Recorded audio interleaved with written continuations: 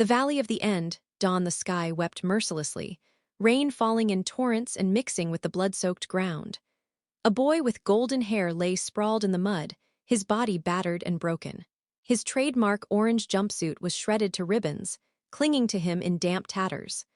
Where his right arm should have been, there was only a mangled stump, torn away at the shoulder by a lightning strike that had cut through him like divine judgment. A gash ran across his left eye, empty now, hollow and ruined, where a blade had pierced deep enough to destroy the nerve itself. His chest bore two terrible wounds, still struggling to close. One scar crossed his shoulder, jagged and permanent, a cruel reminder of failure that would never fade. The other ran straight through his heart, both entry and exit wounds showing where a fatal blow had pierced him completely. Blood poured freely from his chest, spreading beneath him in a crimson puddle, his pulse growing weaker with every second. And then fate intervened. A cloaked figure walked slowly along the riverbank. His hood shadowed his face, and his heavy brown cloak dragged across the mud.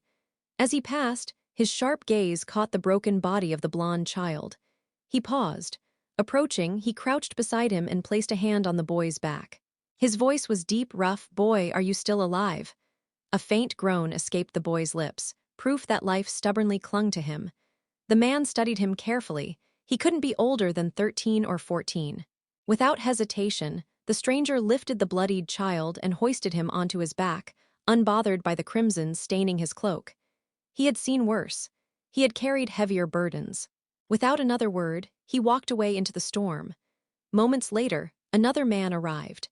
A silver-haired shinobi in a green vest and a mask covering his face landed silently in the valley. His single visible eye widened as it fell upon the vast pool of blood. He was too late. Again, a weight pressed upon his heart. His late teacher, the fourth Hokage, would never forgive him for this failure. Standing in the rain, he clenched his fist and made a vow: Sasuke Uchiha would pay for this crime.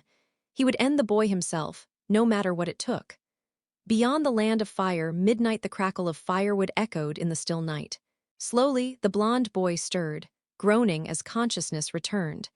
His one remaining eye opened weakly. He found himself lying on a makeshift bed of blankets, the warmth of a nearby fire keeping the cold away.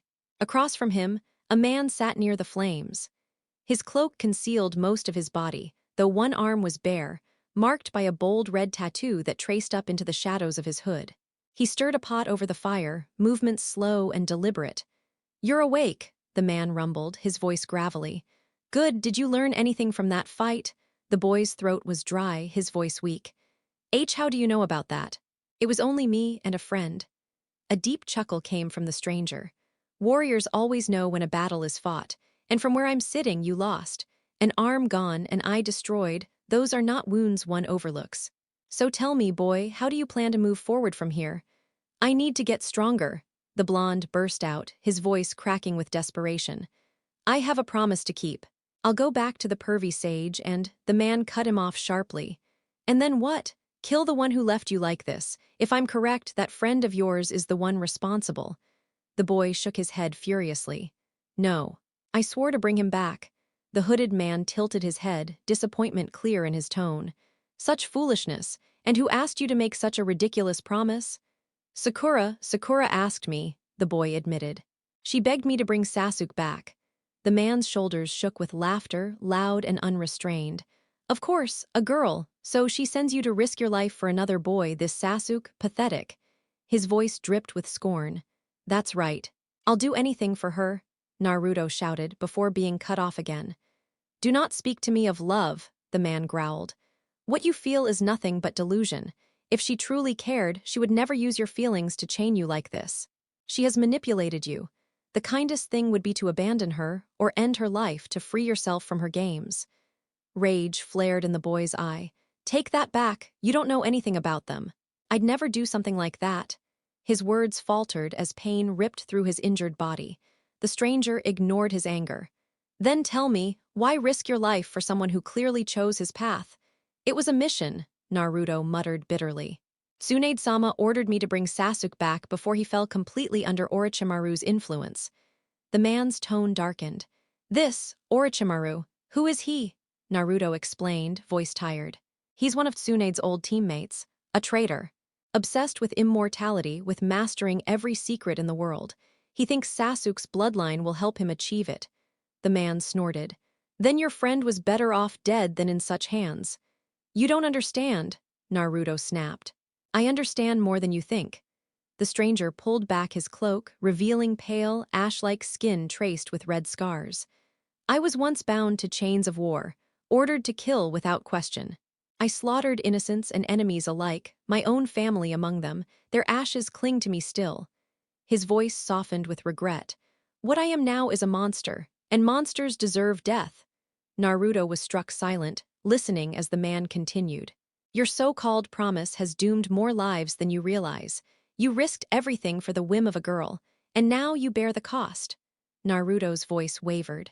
Then what should I do? If I go back without Sasuke, the village will hate me even more. They'll see me as a failure. I can't fight like this with one arm, one eye. I'm nothing compared to Kakashi-sensei. The man's tone was firm. Then carve your own path. Do not live for their chains. Become what you wish, not what others demand of you. I want to be Hokage, Naruto whispered. I want them to acknowledge me, to respect me. The man nodded slowly. To be respected, you remind me of someone, a man from my homeland. His name was Atreus, a Spartan, Naruto blinked. Was he a great warrior? All Spartans were warriors, the man replied. But Atreus was different. Where the rest of us were grim machines of war, he smiled. Even in darkness, he gave others hope. His sacrifice changed everything. I carried him home myself. His voice was heavy with memory. Naruto's eye widened. He sounds amazing. He was, the man agreed. Then he looked directly at Naruto. What will you do now? Naruto hesitated. I don't know, maybe go with you. The man froze, surprised. You would follow me. Understand this, boy, if you choose my path, there is no return. I am no gentle teacher. My ways are harsh, and the world you know may be lost to you forever. Naruto nodded firmly. I know, but you're honest. You don't make excuses, you don't abandon me for someone else. Please let me learn from you. The man studied him, then finally asked, Your name, boy? Naruto Uzumaki, what's yours? The hood shifted slightly. Kratos. Of Sparta. And so it began. Recover your strength. Once you're able, we leave this land behind. The road will be brutal, but if you endure, it will forge you into something greater. Naruto clenched his jaw and nodded, unaware of the trials that awaited him. But one thing burned within him. He would return one day. Stronger than ever. 12 years later, Konohagakure, a bright sun hung over the village, but its warmth did little to erase the shadows of the past. It had been 12 long years since that fateful battle at the Valley of the End. The failed mission left scars deeper than anyone could see. The truth had spread. Sasuke Uchiha had not merely defected to Orochimaru. He had slain his comrade in pursuit of vengeance, turning his back on his home entirely. The revelation divided the people of Konoha, leaving behind anger, sorrow, and a wound that never fully closed. It left many unsettled. If Sasuke Uchiha was capable of attempting to murder his closest friend and teammate merely to gain strength, then what depths would he sink to in order to achieve his ambitions? If betrayal of bonds meant nothing to him, the possibilities of what he might do next were terrifying to imagine. Within the village, the hierarchy of clans, leadership, and the shinobi order itself was being shaken. The Uchiha, once among the most respected founding families, had fallen from their pedestal. Their legacy, wrath, and influence now carried no value. To Konoha, the Uchiha name was nothing more than a mark of disgrace, their redemption far out of reach. Sasuke Uchiha's betrayal earned him a place in the bingo book as an A-rank criminal, with a bounty of 50,000 ryo on his head, payable only upon confirmation of death. His master, Orochimaru, was branded as an SS-class target with a staggering bounty of 1 billion ryo, marked for death only. Orochimaru's right hand, Kabuto, carried a 150 million ryo bounty, wanted alive or dead, reflecting his dangerous S-class ranking. It was clear no one in authority wished to hear excuses, sympathy, or pleading. The directive was firm. The Uchiha traitor was to be eliminated without hesitation. And yet, one stubborn individual still tried desperately to plead for Sasuke's return.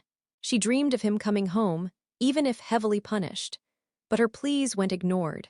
The daimyo himself had signed a decree making it clear, killing a comrade of Konoha while defecting was treason, and the punishment rested entirely in the Hawkage's hands.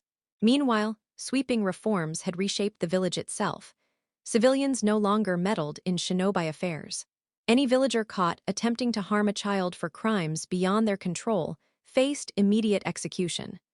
The civilian council lost both their voice in political decisions and the majority of their wealth, which was redirected to rebuild struggling districts. The elders, once so powerful, were stripped of authority, reduced to mere advisors who could no longer pass laws. Even the Hawkage's decisions were placed under strict supervision. Every proposed law was reviewed by the daimyo and his council before approval. Clan traditions remained untouched with one major exception: the infamous caged bird seal of the Hyuga. The branding, which had enslaved half the clan for generations, was outlawed as a violation of human rights. Any attempt to continue the practice resulted in swift executions. Those still considering it were warned that a second violation would lead to the total extermination of the Hyuga line. The shinobi system itself underwent an overhaul. Medical training became mandatory. Academy students learned chakra control, elemental affinity basics, and refined teamwork exercises. Only experienced jonin, with the daimyo's signed approval, could pass down techniques. These reforms came as a direct response to Sasuke's use of a high-level assassination jutsu against his own comrade. The revelation of Naruto's heritage further intensified the matter. With him confirmed as the last known Uzumaki, Sasuke's betrayal grew into a universal offense. The Uzumaki had once defended their homeland for 5 months against 3 major nations and numerous smaller ones before falling. That legacy of endurance highlighted their power. In contrast, the Uchiha, a single man, had nearly destroyed them all, marking Sasuke as Konoha's greatest enemy. Even the academy had shifted. The simplistic graduation exam of performing basic jutsu was abolished. Now, the goal was to filter out those who pursued the shinobi path seriously from those who treated it like a game. XXX, inside the Hawkage office, sat a woman with fair skin, golden hair, and striking brown eyes. A blue diamond mark adorned her forehead, and her hair cascaded down her back, with strands framing her face. She wore a green haori with the kanji for gamble, inscribed within a red circle on the back, over a gray kimono blouse cut low, exposing her ample cleavage. A dark obi tied her outfit together, matching her pants. High-heeled black sandals, painted nails, and pink lipstick completed her look. This was Tsunade Senju, the 5th Hawkage, descended from both the Senju and Uzumaki lines. Currently, she sat buried under endless paperwork, reviewing reports on trade, foreign affairs, and security. Her concentration broke at the sound of a familiar voice. "Lady Tsunade," said her longtime companion and assistant, Shizune. "Yes, Shizune," Tsunade muttered, putting down the document. "She's trying again," Shizune answered, handing her a request form. Tsunade didn't even hesitate. She grabbed a red stamp, pressed it to ink, and slammed it onto the page. DENIED blazed across the sheet. "Tell her to stop wasting my time begging for that murderous fool's redemption. If she insists on pestering me again, she'll spend a week in T&I. If she sends another appeal after that, she'll be thrown into prison for life, charged with obstructing shinobi orders. And if she continues even then, her chakra will be sealed permanently, and she'll be classified level 7. With that, Tsunade returned to her paperwork. "I would, Lady Tsunade, but she's waiting at the door," Shizune admitted. Tsunade groaned, rubbing her forehead. "By the gods, this girl is hopeless." With a snap of her fingers, 2 ANBU appeared. "Take her away, I've heard enough." As the ANBU departed with their captive, Shizune shook her head. "Hard to believe you once considered making her your student." Tsunade sighed deeply. "So much wasted talent, all because of a foolish crush that turned into obsession. At least Ino and Hinata took their training seriously. Sakura, though, still clinging to that Uchiha brat, even after 12 years. Pathetic. Maybe you should take a break," Shizune suggested gently. At that moment, a small pig, Taunton, trotted in with a squeal. Tsunade gave a faint smile. "Yeah, that might not be a bad idea." Rising from her seat, she joined Shizune and Taunton, leaving the office behind for fresh air. At Konoha's gates, XXX, a lone traveler, stood before the entrance, cloaked in a pristine white coat with a hood concealing his features. His voice was low as he muttered, 12 years gone and nothing has changed. They sit behind these walls, blind to the truth. They think themselves safe, how little they know. With a firm grip on the rope slung over his shoulder, securing a travel bag, and something else, the man strode toward the gatekeepers. "Greetings," he said calmly. The two guards exchanged uncertain looks. One, a man with a bandage across his nose and a mark on his chin, stepped forward. Can I help you?"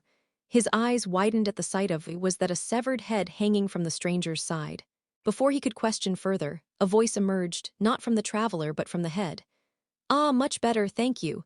Now then, introductions are in order. I'm Mimir, and this fine lad is Magni, son of Magnus and Magda." The guards froze, staring. You're ahead, how are you even talking?" One of them stammered.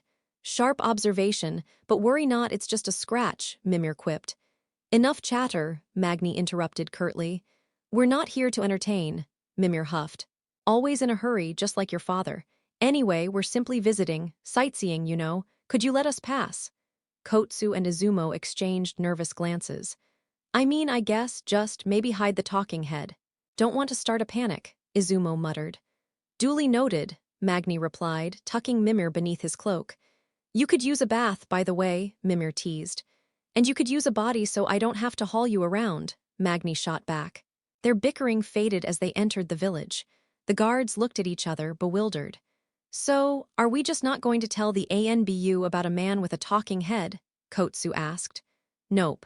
Probably some genjutsu trick anyway," Izumo replied, shaking his head. "XXX, moments later, XXX, really now?" The cloaked figure muttered, holding Mimir's head in his left hand while standing on a rooftop. "Of all the names you could have chosen, you settled on Magdi. Son of Magnus, were you drunk when you came up with that?" "You know I can't drink nor eat," Mimir replied dryly, his eyes rolling.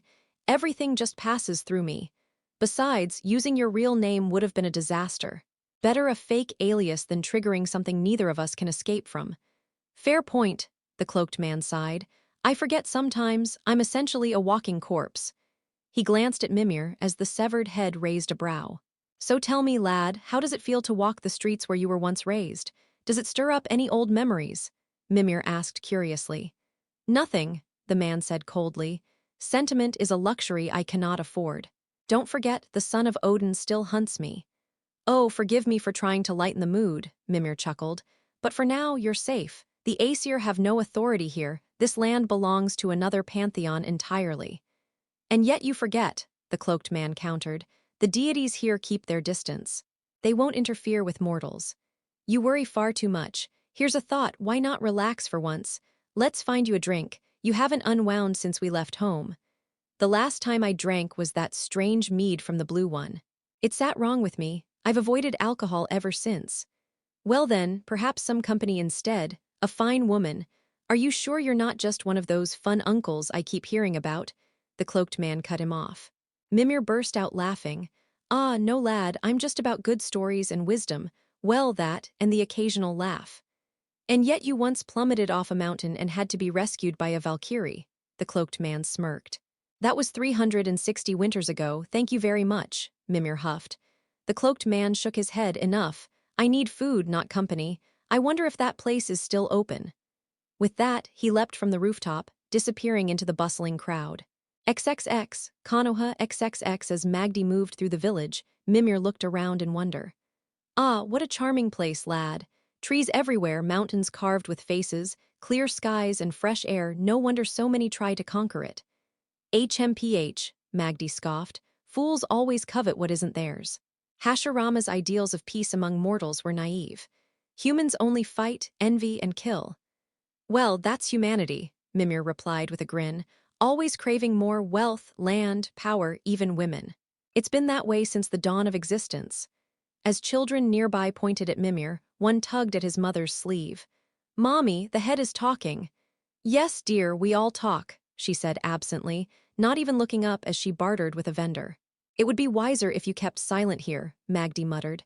"Fine, fine," Mimir sighed, "I'll hush." "No, not hush, keep your mouth closed entirely," Magdi retorted. "You sound like your father." "I'd prefer you just act like yourself," Mimir grumbled. Magdi ignored him, his eyes falling on a familiar sign. "There, Ramen Ikaraku." As the savory aroma hit them, Mimir groaned with longing. By Odin's beard, that smell. I'd kill to have a body right now. This place holds memories I treasure, Magdi said softly, setting Mimir on the counter. A young woman emerged from the back, smiling warmly. Welcome to Ikaraku, I'm Iame. What can I get you? 12 bowls of miso ramen, 5 plates of red bean paste, and your strongest sake, Magdi ordered, dropping thick gold coins onto the counter.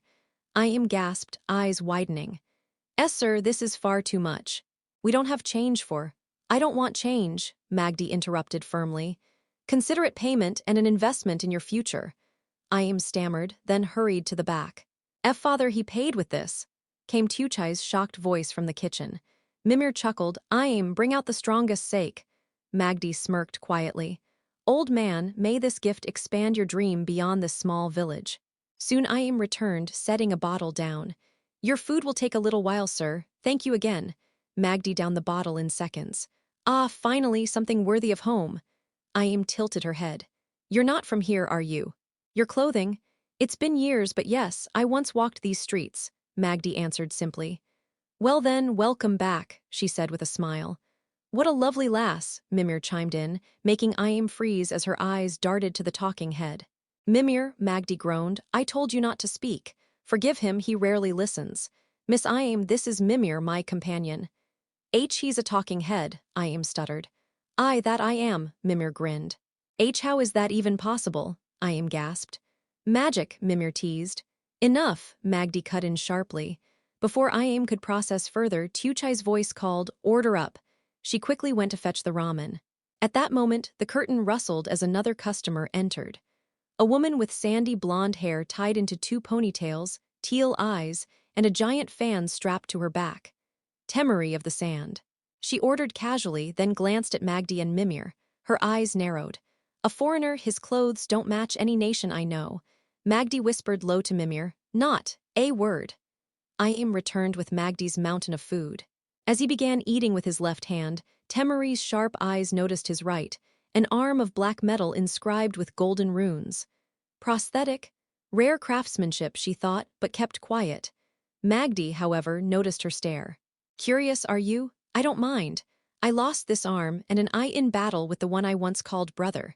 One day, I'll reclaim what was taken. The faint glow from his hidden eye glimmered beneath the hood, and the air around him grew heavier. Both women in the shop were stunned when he shifted the limbs so naturally. Temery leaned forward, narrowing her eyes. Hold on, you can actually move that. Or are you just pulling some trick, like making me think it's mechanical when it's really just armor hiding your real hand? Magdi chuckled, lifting his left arm as the metallic hand clicked loose. He set the piece onto the counter and flexed the fingers smoothly. What's your verdict? He asked with amusement. Her eyes widened as she watched. How in the world are you doing that? Is it some sort of sealing art? Something advanced? She questioned, curiosity pulling her closer. Seals, Magdi scoffed. No, lass, where I come from those don't exist. Instead, we use runes, ancient symbols brimming with power. And I've got 2 acquaintances, brothers, though they're irritating beyond belief, who happen to be geniuses at crafting things like this. He slid the hand back into place with ease. Temery whistled low. Then those 2 must be something else. To forge a prosthetic that works like a real limb, it's nothing short of extraordinary. Behind her, Iame had slipped away quietly, leaving them to their conversation. Magdi smirked. Extraordinary when they aren't at each other's throats. He dug into his first bowl of noodles. They fight a lot? Temery asked, raising a brow. Being a sibling herself, she knew how that went. In their own way, yes. I'm sure they'll reconcile eventually, Temery said with confidence. That made Magdi laugh outright. Reconcile? Brock and Sindri? Ha, that'll be the day the world freezes over. Maybe when Ragnarok itself kicks off. Temery tilted her head, resting her cheek on her hand. So, stranger, are you going to tell me your name? He swallowed a mouthful of broth before answering. Magdi. Son of Magnus and Magda. The woman blinked. Magdi, huh, definitely not a local name. I had a feeling you weren't from around here. He shook his head. It wasn't even my birth name. My parents changed it when we left this land. The original, I can't recall it anymore. Too much time has passed since I last heard it. He slurped his noodles. Temery's eyes drifted toward the strange object near him, the head. She pointed cautiously. So, what's with that? You just carry a head around like it's nothing, or, before she could finish, the head itself chuckled. Ah, I like this one. A far better sport than the last girl who nearly punted me into a lake for a harmless joke. Temery nearly fell off her stool. What the? It's alive. Well, sort of, Magdi said casually. The head grinned. Aye, lass. I had my noggin chopped clean off and enchanted so I could keep talking. Beets rotting away on a tree, though that damned bark left me with itches I could never scratch. Especially down on the, Magdi cleared his throat. Ah, right, forgive me. The head straightened with pride. Allow me to give a proper introduction. I am the greatest advisor and diplomat ever to walk the realms. I know every tongue spoken, every pact forged, every war fought. The name's Mimir, wisest man alive, and I hold the answer to any question you could possibly ask. Magdi rolled his eyes. You've been itching to say that again, haven't you? Of course. A grand entrance is everything, Mimir replied. Temery chuckled. Well, you certainly have a flair for introductions. Much better than that old pervert, Jurya the Toad Sage. He would have loved meeting you. This Toad Sage, what became of him? Mimir asked curiously. Temery sighed. His peeping finally caught up with him. A few furious women landed him in the hospital. That was 3 months ago. Mimir chuckled darkly. Can't say I blame them. Miss Iam, another round of your best sake, please, Magdi called, placing more gold coins on the counter. Make that 2 bottles. Temery let out a long sigh. I'll drink to that, today's been rough. What's weighing on you, lass? Mimir asked, already sensing it wasn't simple. Temery's shoulders slumped. Today marks the anniversary of a failed mission. My team tried to bring back someone important to us. We lost. And the cost? She hesitated before continuing. Naruto Uzumaki, a loud kid but brave. All we found was his blood. The 9 tails never revived either, vanished with him, it seems. Some say he dragged the beast into death. Others think the creature refused to return. Mimir tilted his head. Were you close to the boy? Not really, she admitted.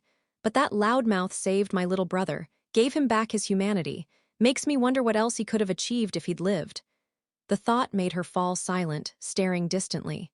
And the rest of your comrades? Mimir asked. We survived because of him, she said bitterly. Sasuke Uchiha's the one we were after. He's cut down countless leaf shinobi since some of the strongest we have. His signature is piercing lightning straight to the heart. We believe that's what he used on Naruto.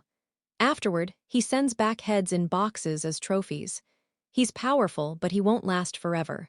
Not with his brother around, though that one's lying in the hospital right now. Magdi suddenly choked on his food. Temery patted his back. Hey, easy there, you okay? Fine, fine, he said quickly, though his mind raced. Itachi, here. Why in Konoha and sick, no less? Mimir shifted his gaze. Now that's odd. Itachi Uchiha, a man capable of wiping out his clan single-handedly, wasting away in a hospital bed, Temery nodded. Terminal illness. He hasn't long, Mimir chuckled. Ha, I may have missed a few winters, but I never miss details. The last time someone doubted me, I could still scratch my arse. When was that? 2 centuries ago? Before she could reply, the door banged open. 4 drunk men stumbled in, one slamming his palm on the counter. Hey, ramen girl, bowl now, Iam stiffened. I'm sorry, sir, but you and your friends will have to leave. What? Why? All I want is some food. The man barked, swaying. You're disturbing the customers, she said nervously. We don't serve the heavily intoxicated. The man sneered. So what? Just give me my damn bowl. Before the argument could spiral, Magdi's voice rumbled, sharp and commanding. Mind your tone, boy. This woman asked you to leave. You and your companions will obey, or I'll see to it myself. Mimir warned softly. Careful, brother. Remember last time you lost your temper. Thor's sons didn't survive it, nor their heir. The drunk scoffed. Foreigners and a talking head think they can lecture me. We're Jounin, we do as we please. Temery's eyes narrowed. Wait, I heard some Kunoichi complaining about drunk exes recently. Don't tell me these idiots are. Magdi ignored the threat. Rank means nothing to me. Leave or suffer for it. Another man sneered. Big words from a cloaked stranger with a creepy head. Magdi snorted. I've felled warriors stronger than entire armies with one arm tied behind my back. Don't test me. Listen to him, Mimir pleaded. He's slain beings that could topple nations. You'll regret this. The men only laughed. One dumped sake onto Mimir's face. The head spat liquid and sighed. Forget it, brother, do what you will. May the gods pity them. There are no gods here for them, Magdi growled. He seized the first drunk by the skull and slammed it against the counter. Blood splattered as he hurled the man out the door. Another punched him across the face, but Magdi didn't flinch. The man paled as Magdi smirked. Was that supposed to hurt? He drove a kick into the drunk's gut, sending him flying outside. The last two brandished kunai. Oh no, not kunai, Magdi mocked. My greatest weakness. He grabbed both by the throats, bashed their heads together with a sickening crack, and tossed them out like trash. Stay gone if you value your lives. His hood had slipped off during the fight, revealing more than he intended. Before he could even turn around, Mimir muttered sharply, "Brother, your hood." With a low grunt, Magdi tugged the cloth back over his head, concealing his features before sitting again. Temuri raised an eyebrow, unimpressed. So he can fight better than anyone here, but what, showing his face is too much of a challenge, she remarked, irritation lacing her voice since she still hadn't managed to catch a glimpse of his appearance. Iame, on the other hand, had stars in her eyes, clutching her hands together as she whispered dreamily. My hero! Settling back down, Magdi adjusted the hood so it shadowed him completely, then placed more gold coins on the counter. For your effort, he said evenly. Without another word, he grabbed the sake bottle, pouring himself a drink before pulling over the plate of red bean paste. Taking a bite, he hummed appreciatively. Delicious. My thanks. Setting the dish aside after finishing, he rose to his feet and reached for the severed head resting near him, fastening it securely at his side. Mimir, let's move, business awaits us. He gave Temuri and Iame a slight nod. It was good speaking with you both. Perhaps we'll meet again. Brother, you do realize I can't walk anywhere, right? Mimir reminded with a sigh. Magdi smirked faintly. And yet you still won't stop talking. Enough, leave them be. Oh, come now, can't a head offer a little charm? Mimir chuckled, earning a soft laugh from Magdi. Temuri waved lazily, though her lips quirked up. Yeah, see you two around. With that, the pair departed. Moments after, Temuri found herself fanning her cheeks furiously, a deep blush spreading across them. Hot damn, that guy's body is ridiculous, she mumbled under her breath, embarrassed by her own reaction. Out in the street, the group of drunks from earlier lay sprawled on the ground, moaning in pain. One groaned, clutching his nose. I think it's broken.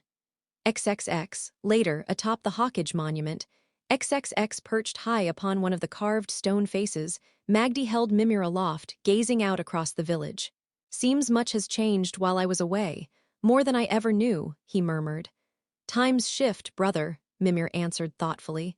As your Da once said, you can't fight the tide forever.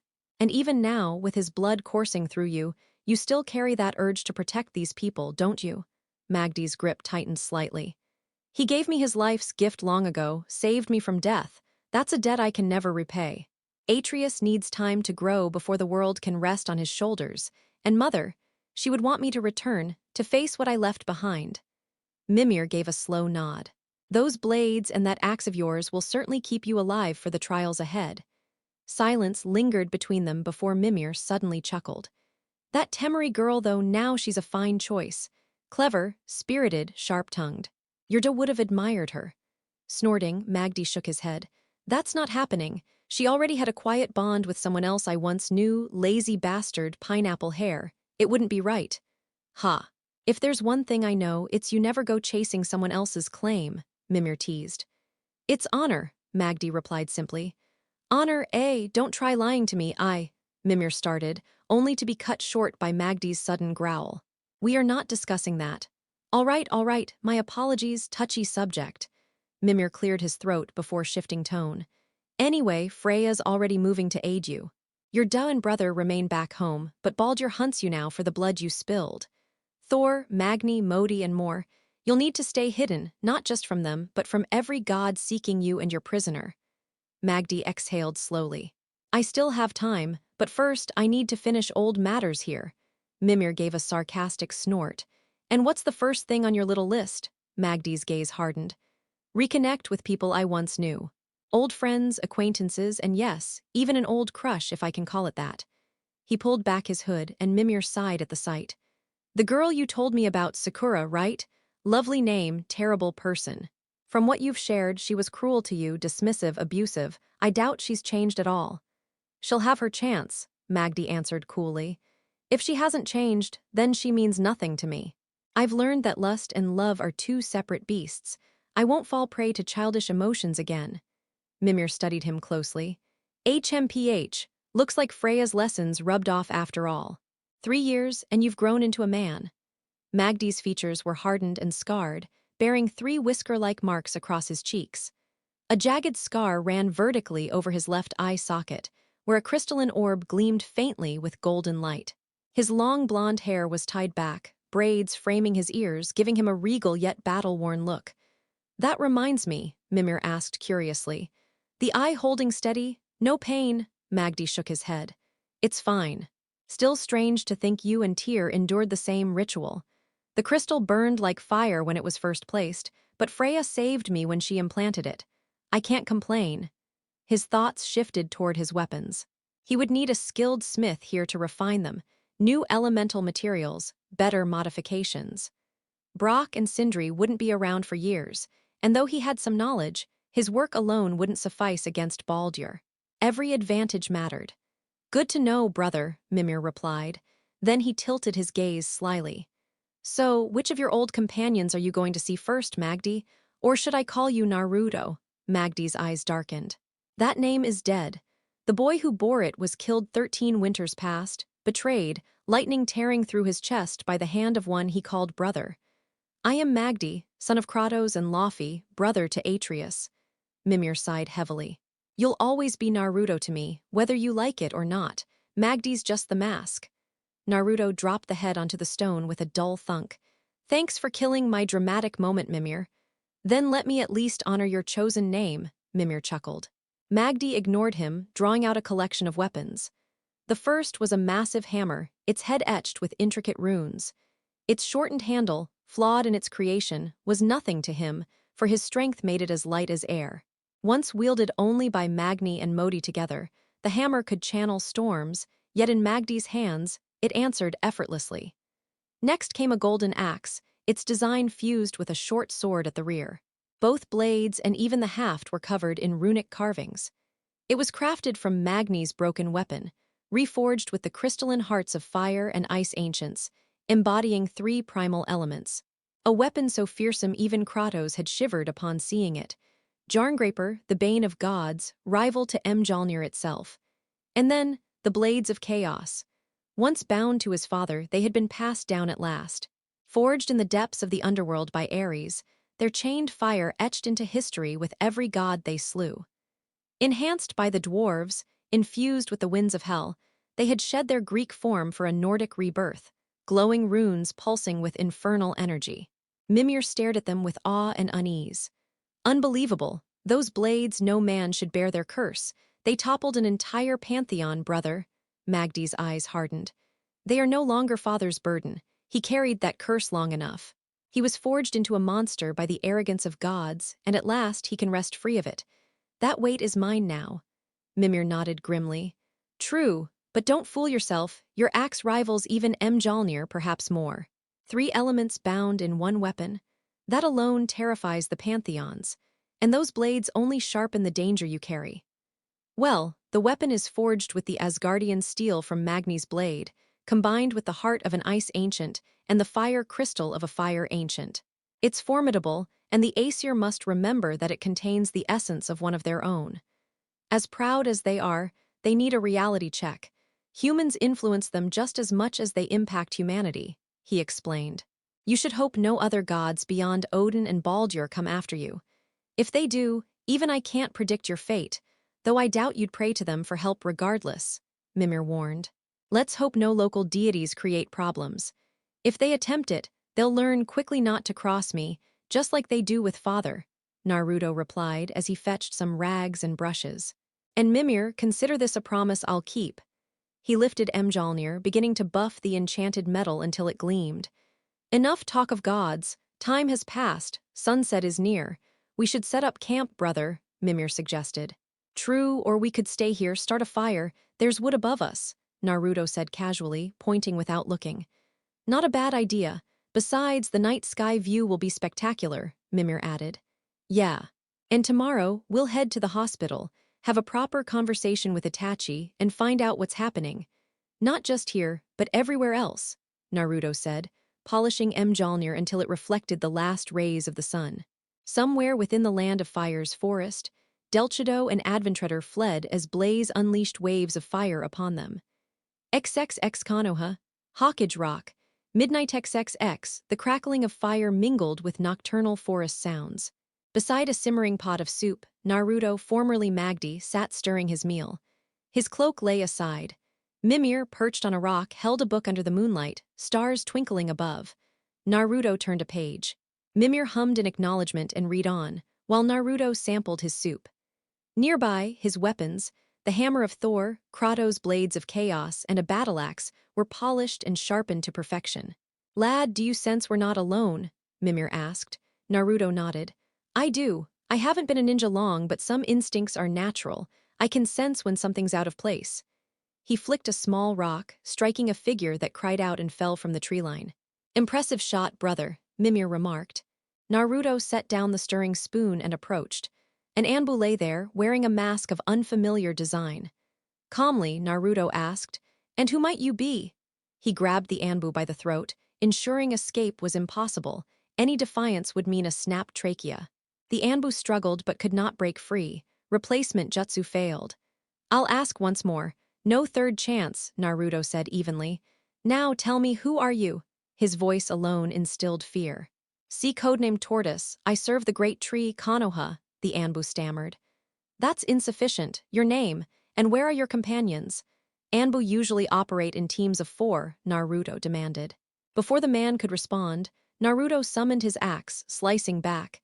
The Anbu cried in agony as Naruto twisted his grip, breaking his neck. He tossed the body aside and turned to see the remaining 3, one nursing a cut from a failed attack. "That answers that question," he said. "What do you want?" One living Anbu answered. "Simple. We know who you are. We are sent to bring you to your true master, to be the weapon you are meant to serve." "I have no master." "Tell yours that if he wants me, he will have to come himself." "You should leave," Naruto replied, resuming his meal. As one Anbu raised a poison-coated dagger, Mimir chuckled. "Oh, a dagger to the back, is it?" Naruto smirked. "Not even close, that's a toothpick." When the Anbu lunged, Naruto caught the dagger effortlessly. "This," he said, drawing his own blade, "is a dagger." He drove it into the man's throat, blood spilling, and the Anbu collapsed. The last Anbu hesitated. "Your final warning, leave," Naruto commanded. "That might not be wise. If he escapes, your surprise advantage is gone," Mimir noted. Naruto grinned as the Anbu leapt into the trees. He hurled the golden axe, hearing a cry, then a final squelch. He raised his hand, and the axe returned. "Can't get enough of that," he said, tossing it toward the sky. "The craft behind these weapons is remarkable." "Shame the creators always fought," Mimir mused. Naruto nodded. "Agreed, not everyone gets along, but now back to the soup, I'm starving." "Don't you ever get full?" Mimir asked. Naruto laughed, tilting his head back. "Never. Not a chance." XXX Hawkage Mountain. Dawn. Konoha Hospital XXX. Inside a hospital room lay Itachi, thin, hollow-cheeked, dressed in a white robe. A nurse placed a tray before him. "Here you go, Itachi-san," she said, leaving the room. "It would be helpful if you opened the window for some fresh air," he requested. "Of course," she replied. Moments later, Itachi closed his eyes. "You can come out." "I know you're there," he said as the curtains swayed. Naruto dropped silently into the room. "He's impressive, brother. Much better than rumors suggest," a goat-headed companion commented, making Itachi raise an eyebrow. Naruto, hood drawn, agreed. "Yes, sick or not, you're a shadow of your former self." Itachi smiled. "Flattery aside, I remain sharp in skill even if my body has weakened." Naruto approached. "Do you know who I am?" "I can sense some things, your chakra and another energy I can't fully identify. And your friend's head, flesh and blood, reanimated without a body," Itachi observed. Mimir muttered, "He's a capable brother." Itachi continued, noting Naruto's stance, clothing, and speech. "You appear to hail from the north, hidden cloud or farther north. Remove your hood and we may speak more openly." Without hesitation, Naruto removed his hood. Itachi smiled. "Sit, we have much to discuss." Naruto placed the severed head on the table. "Indeed," he agreed. Itachi began cutting his food slowly. What would you like to know first? How long have you been bedridden? Naruto asked, leaning forward. Itachi chuckled softly. Of all the questions, 6 years. I've battled illness, enduring so Sasuke could eventually end me for my past. But your death changed many things. Naruto smiled. I look well, don't I? But my death was real. Sasuke struck me down, but father found me before anyone else. What about the rookies? Itachi replied. I know little of them. Visitors are rare, though I hear of those in notable clans. Just tell me anything, Naruto insisted. I seek no secrets or jutsu. Well, Itachi began, your friends Neji Hyuga and his cousin Hinata have formally severed ties with the Hyuga clan. They've chosen to leave entirely. The Fire Daimyo outlawed the caged bird seal along with all methods of subjugation, executing several of the elders to set a precedent. Yet, the clan devised an alternative method for marking those seen as threats. A crude steel brand, scorched into the back of anyone who never bore the original forehead seal. It leaves a prominent scar, easily concealable but permanent. He continued, the head of the Hyuga now is Hanabi, Hinata's younger sister. She determined that the remaining elders, who violated the daimyo's law, should be executed, while allowing Hinata and Neji the freedom to pursue their own paths. Neji has married a civilian named Aim, and they have a 6-year-old son named Hisashi. From what my sources tell me, he's a good child. Hinata has remained independent, refusing all suitors after openly declaring her feelings for you. As for Rock Lee, he's now recognized as the greatest taijutsu master across all the elemental nations, surpassing even his own teacher, Mado Gai. Lee teaches at the academy occasionally and runs a dojo during weekdays. He married a woman named Matsuri from the Sand Village, and their son, Metal Lee, aspires to be a taijutsu prodigy like his father.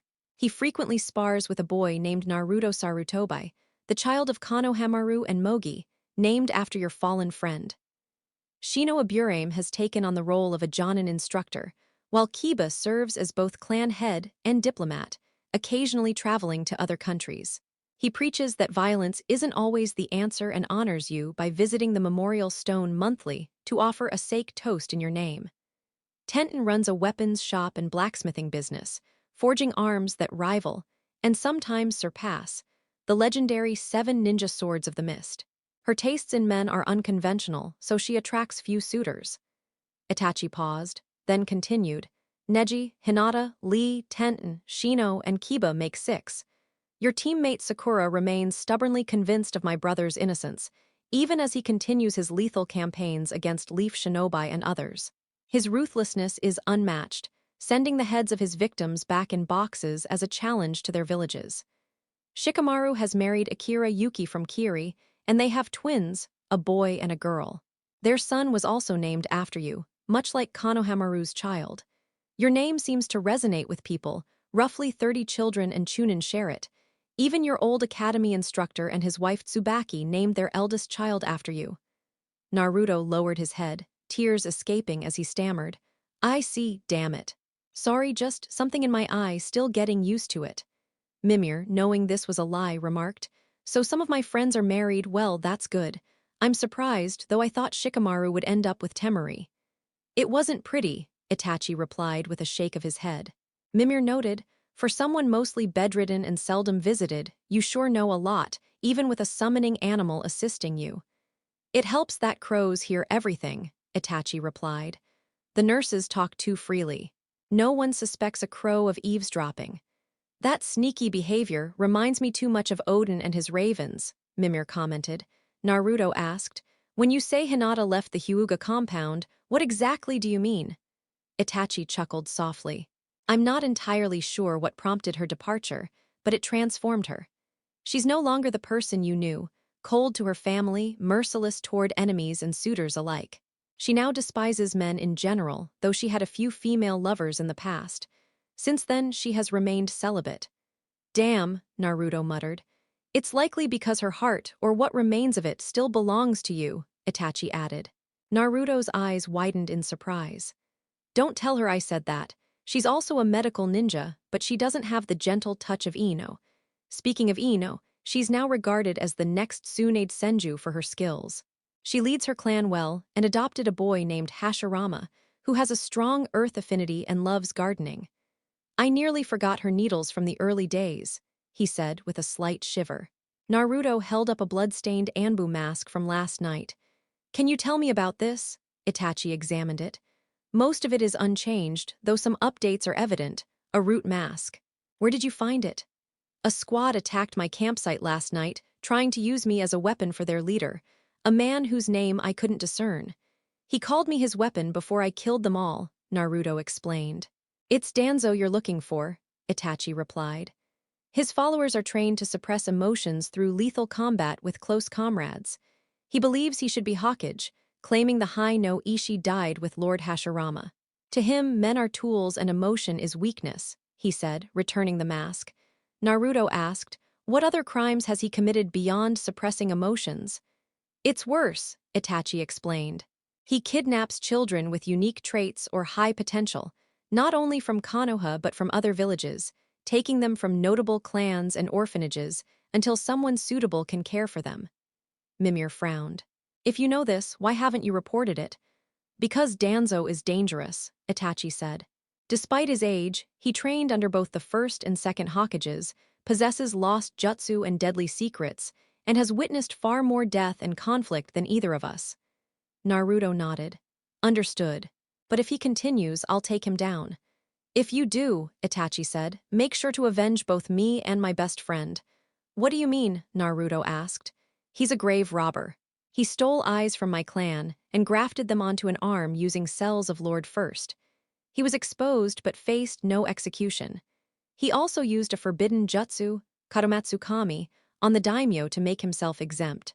Nothing else would have sufficed, Itachi explained. That man is a monster, Mimir growled. Compared to certain gods, Danzo's deeds make them look like saints, Naruto agreed. He will get what he deserves, just as we did with Thor and his sons, and with Baldur when the time comes. Itachi nodded and continued, let me fill you in on everything you missed over the last 12 years.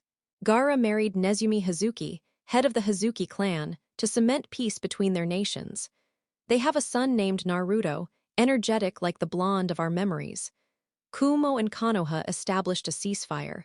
Iwa rebuilt its strength, and several minor villages have grown, approaching major status. Naruto nodded softly. Thank you, he said. It's no trouble, Itachi replied. It's nice to have someone to talk to, even if this is my last conversation. Naruto remembered the illness in his friend's voice. Mimir remarked, healing crystals can fix almost everything, except death itself. Naruto pulled one from his pouch. True, but this isn't my choice, it's his. Mimir nodded in understanding. Naruto turned to Itachi. If I agree, what do you want in return? Keep this conversation between us. I'll reveal myself when the time is right, Itachi said. Naruto agreed. Itachi held out his hand. Naruto placed the glowing green crystal into his palm, pressing it. A wave of green light enveloped Itachi, then faded, leaving him healed. The illness is gone, but complete recovery, that is something only you can achieve. The crystal can only do so much, Naruto said gently. I'm sorry, there's not much more I could have done for you. He offered his apology sincerely. Itachi shook his head, a faint smile appearing. This is already more than enough. With this, I can lighten the weight of my brother's reckless quest for vengeance and his hunger for power. I am grateful to you, he replied calmly. Naruto inclined his head and asked, curiosity in his tone, I also heard a rumor that your eyesight is failing because of overusing your eyes. Is that true? Itachi nodded slowly. Yes, it's the price one pays to awaken the Mangekyou Sharingan. There's no bypassing it, unless one were to inherit the eyes of another who has awakened them as well. He seemed genuinely at ease, feeling better than he had in a very long time. Acknowledging this, Naruto stood, picking up Mimir's head carefully. I'll see you later, Itachi. For now, I must leave. I cannot risk my secret being revealed, and I sense someone approaching.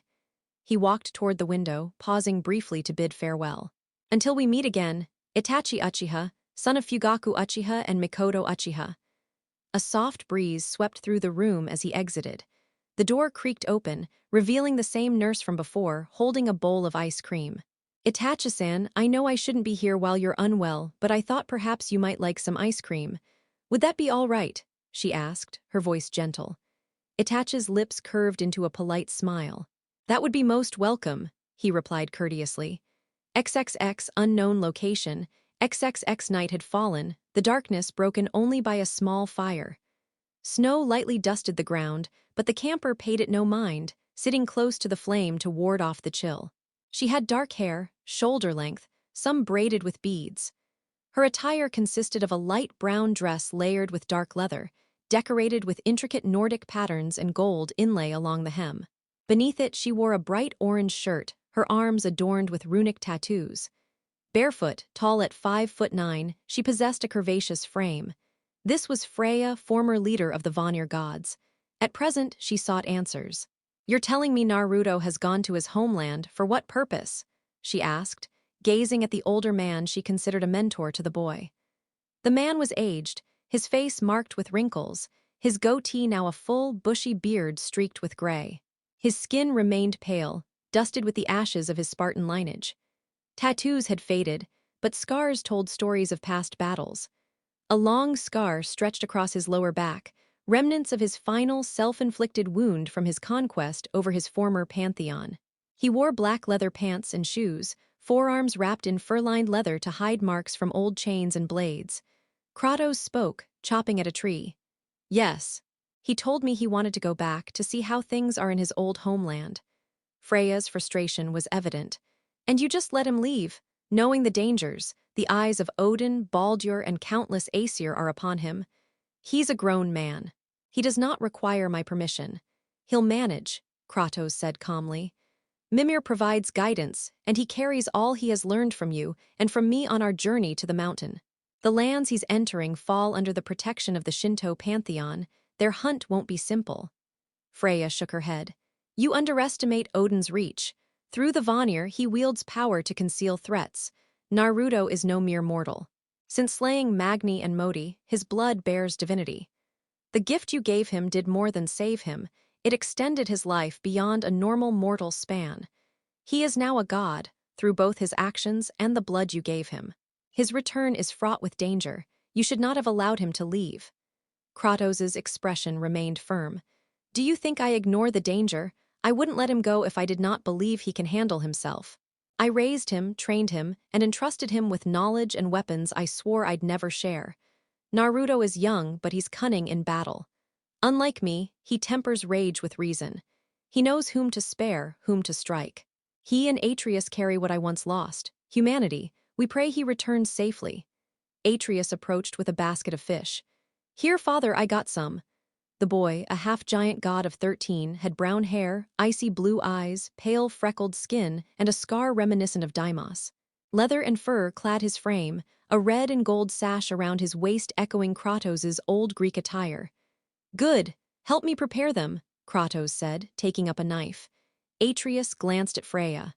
"Oh, Freya, if you're looking for Naruto, he's not here."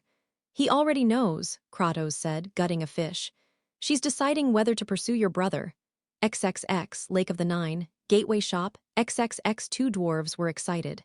After centuries of aiding the Aesir, they had finally avenged the giants whose deaths they had inadvertently contributed to through their craftsmanship. Their latest creation surpassed Mjolnir in both power and purpose. A battle axe commanding fire, ice, and thunder. Even Thor had been powerless against it. Brock, a blue-skinned dwarf in soot-marked golden armor, smirked at his brother. "You sure you want to go? Everything we've done here has honed our skills."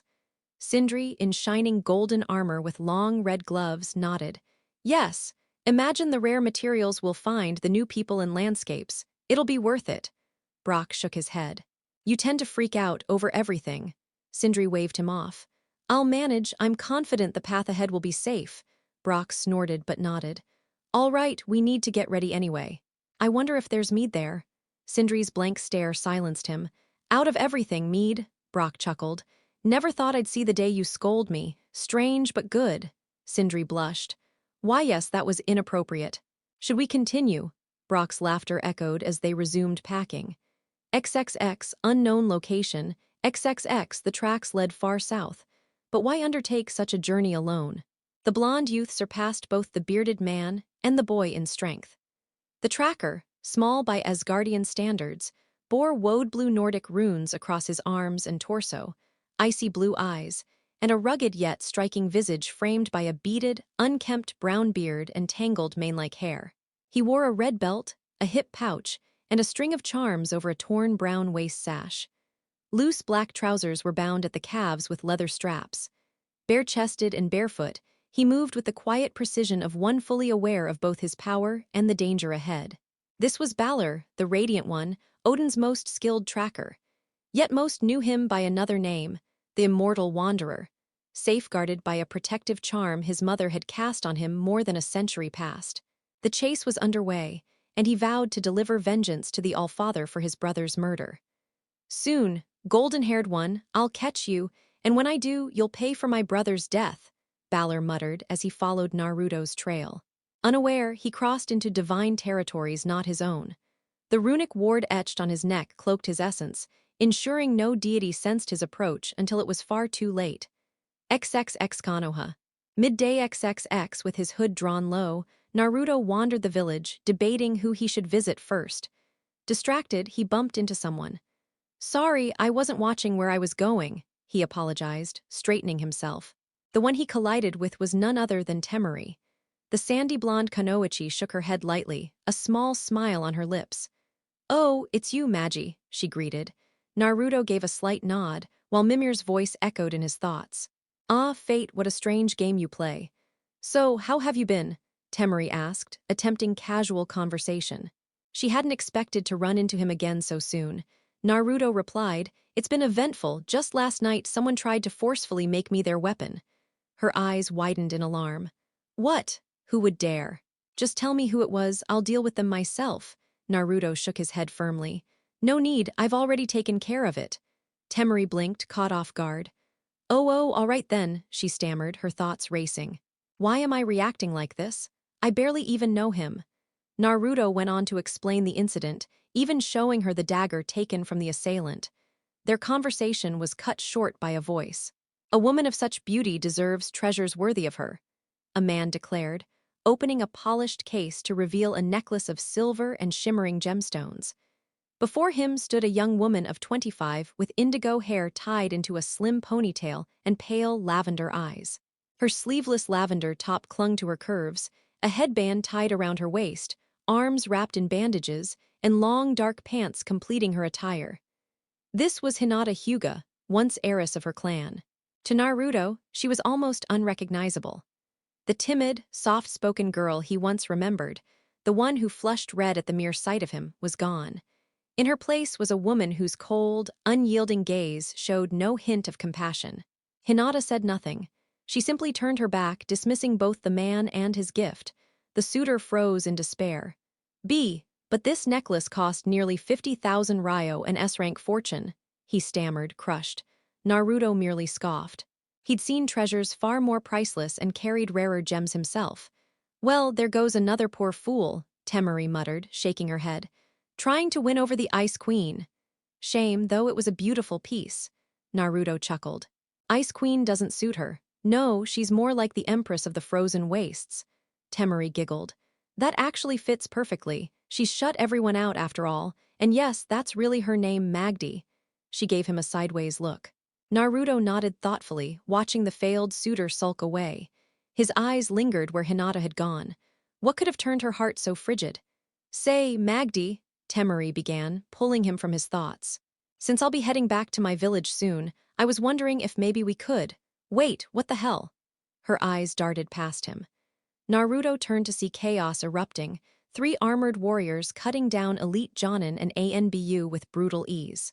Villagers scattered in terror as the men fixed their gaze on him, pointing in his direction. Naruto's expression hardened. "Travelers, bringing their savagery here of all places." His hand moved behind his back. "Brother, don't start a brawl here," Mimir warned. "Remember last time you fought in the middle of a marketplace? Buildings toppled, lives lost, and your opponent with them." "These are no Thor," Naruto growled. "Steel cuts their flesh just fine." With that, he pulled Jarngraper from his back and spun it. "Come then, Mimir, let's remind them of the old battles." "Old battles. You fool, those weren't centuries ago, that was barely a year past." Mimir roared as Naruto charged the 3 men, axe in hand. This is madness, Magdi. Temari, still bewildered, unfurled her great fan. Hold on, you're not fighting them alone. Stay out of this, Naruto bellowed, raising his axe high. XXX, elsewhere in Konoha XXX Hinata quietly slipped into her small apartment, unaware of the chaos breaking out nearby. She sighed, exhausted from 2 grueling days of work at the hospital. She longed for nothing more than a hot shower and sleep. Her apartment was modest. A table, a small TV, basic kitchen appliances. Not a single photo decorated the walls, not even of her old Team 8. She had long since severed ties with them. Stripping off her clothes in the restroom, her toned body revealed faint muscle beneath her skin. As the steam from the running water fogged the mirror, something on her back became visible. The burned, jagged scar of the caged bird seal, botched in its inscription by her clan. A permanent reminder of their cruelty, one she carried with silent hatred. Stepping into the shower, she let the water wash over her. XXX Hashirama Lane, Leaf Shopping District XXXXXX Play, ACDC. Monitox XXX. The ground trembled as steel clashed. Naruto vaulted upward, kicking one armored warrior across the face while hurling his axe at another, forcing him to block with a massive sword. His prosthetic arm snatched a chained blade from his back, wrapping it around the third man's arm. With a fierce yank, Naruto dragged him in and smashed Mjolnir into his chest. Landing, he reclaimed his axe, slicing through the shield of the first warrior. Spinning, he slammed his hammer into another's chin, lightning sparking as the man was launched skyward. The chain blade ignited crimson as Naruto swung the third into the earth, fire bursting on impact. Temari stared, wide-eyed. The villagers and shinobi around her were stunned. Jonin and Anbu had fallen to these armored giants, yet this cloaked man cut through them like wheat. Incredible, who is this man? One ninja muttered in awe, watching the axe spin midair before flying neatly back to Naruto's hand. His name's foreign, another whispered. A northern warrior, I think. Naruto hurled Mjolnir skyward, lightning cracking down in a violent explosion. From the dust, Neji Hyuga appeared, his pale eyes straining. Strange, even my Byakugan can't pierce his cloak. His name is Magdi, Temari declared. Son of Margus and Magda. Magdi, huh, intriguing, Neji replied. Naruto surged forward, flames trailing his weapons. Chains rapped, fire erupted, and lightning split the air as he crushed his foes in a storm of raw power. An unstoppable force. The armored figure lunged to the left, yet the hammer struck true, sending a surge of lightning coursing through both sets of armor as Naruto caught his axe and blade, flinging them forward simultaneously. Ice now clung to his axe, flames licked the air, and Kratos' blade flew straight toward its target. The spacing of the two weapons seemed precarious, close enough one might think they would collide with the returning hammer, but the timing was precise, and the hammer spun through unscathed. Naruto twirled mid-motion, seizing Mjolnir and calling upon its lightning, then hurled it at the right armored foe. He narrowly avoided the spinning axe as he leapt skyward, slicing with the chained blade and striking the hammer, sending it soaring above them. Flames, ice, and lightning filled the battlefield as Naruto swung with all three weapons. The resulting explosion forced the watching crowd to shield their faces from the shockwave. A brilliant flash lit the square, blinding onlookers, but Naruto pressed on, bringing his axe down upon the right-hand man's head, ending his life. Spinning, Naruto snatched the hammer again and hurled it at his opponent while clutching both blade and axe. Leaping into the air, he released both weapons at the last remaining foe, the ground trembling under the elemental fury. With that final strike, the last warrior fell. Naruto caught Mjolnir, strapping it to his waist, and grasped the glowing axe in his right hand while his left held the blade of chaos. As the flames of battle slowly subsided, he returned the blade to his back. And as always, they thought their precious armor could withstand my strength. Pride, like the Aesir, was their undoing, he said, spitting on the fallen soldier before walking away. Yet the last man wasn't entirely dead. He rose swiftly and silently, only audible when Mimir noticed the slicing of his sword. "Brother, watch out," the head shouted. Naruto ducked just in time, the traveler's sword ripping his cloak, as he spun upward, slicing through the man's armor and severing his right arm. With a roar, Naruto brought his axe down, cleaving deeply into his enemy's shoulder, finishing him as he blocked another strike. He placed a foot on the man's chest, pushing him down. He didn't know who he was messing with, Naruto remarked. Brother, the cloak, Mimir yelled. Naruto glared at the torn garment on the ground. Damn it, Ma had to fix this before we left. He held the remnants of the cloak, split in two by the traveler's blade. Mimir's eyes widened. Forget that, brother, you've got nothing to hide your face now. It took Naruto a moment, but then the realization hit. His identity was exposed. A startled shit escaped him as he turned to see dozens of shocked, disbelieving, and fearful stares, starting with Neji. And Naruto, Neji stammered, approaching cautiously. You're not some imposter or ghost, are you? Naruto stayed silent for a moment. I'm not a stranger using my face, nor a ghost. I'm the real deal mostly. He gestured to his eye and arm. Neji struggled to believe it. If it means anything, I made a blood oath with Hinata during the Chunin exams after you beat her. And I kept it, punching you from underground even after you blocked my chakra. Naruto smirked, pointing at his chin with his metal hand. Neji's eyes widened. You're him, only someone who knew that oath could. Tears began to form. I should have known, I should have realized no one like you would fall that easily. Hey, don't cry, Neji, Naruto said. What happened with Sasuke was my responsibility. I tried to bring him back. It's nobody's fault I nearly died. A younger ninja nearby asked, Who's that? He looks like that Naruto from the academy photo, pointing him out to a senior. The gray-streaked Jounin muttered, Son of a, he actually came back from the grave. Temari, tears in her eyes, thought, Gaara, he's alive. The one who saved you is alive. Where have you been? We thought you were dead, Neji asked in disbelief. After fighting Sasuke, I lay in my blood. He'd cut off my arm and one eye. I managed to take one of his eyes and an ear. A man passing through treated my wounds and we made a bargain. He'd train me, I'd help him relocate. We met Laufey, who became his wife and the mother of his son. Over time, they became like my family. My adoptive mother died from illness, and my brother Atreus helped scatter her ashes. I couldn't go far due to my injuries, but two brothers built me a replacement arm. And my eye, Naruto motioned to the Bifrost crystal in his socket. Neji was stunned. You were in another land, hidden for over a decade? Yeah, I signed the Toad summoning contract, but something must have cut off contact, Naruto realized. Neji muttered, I'm too old for this, then ordered the cleanup.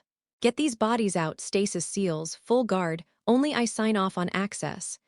Turning to Naruto, Neji said, Come with me, I'll show you people who have missed you. Naruto followed. Well, brother, not what you hoped, but it is what it is, Mimir said. Who's the talking head? Neji asked. I'm Mimir, ambassador to gods, giants, and all 9 realms creatures. I know every language, war, and deal. I'm the smartest man alive with an answer for everything, he said. Why are you a talking head? Neji asked. I had my head removed to escape imprisonment. A friend reanimated me. Though my old body remains imprisoned, Mimir explained. Naruto approached Temari. How about a drink, just you and me after I finish touring the village? A date? Temari blushed. Naruto nodded. In a sense, yes. He left with Neji as a ninja rounded up the armored survivors. XXX. Half an hour later, outside Hawkage Tower, XXX Naruto leaned against a stone lion, yawning.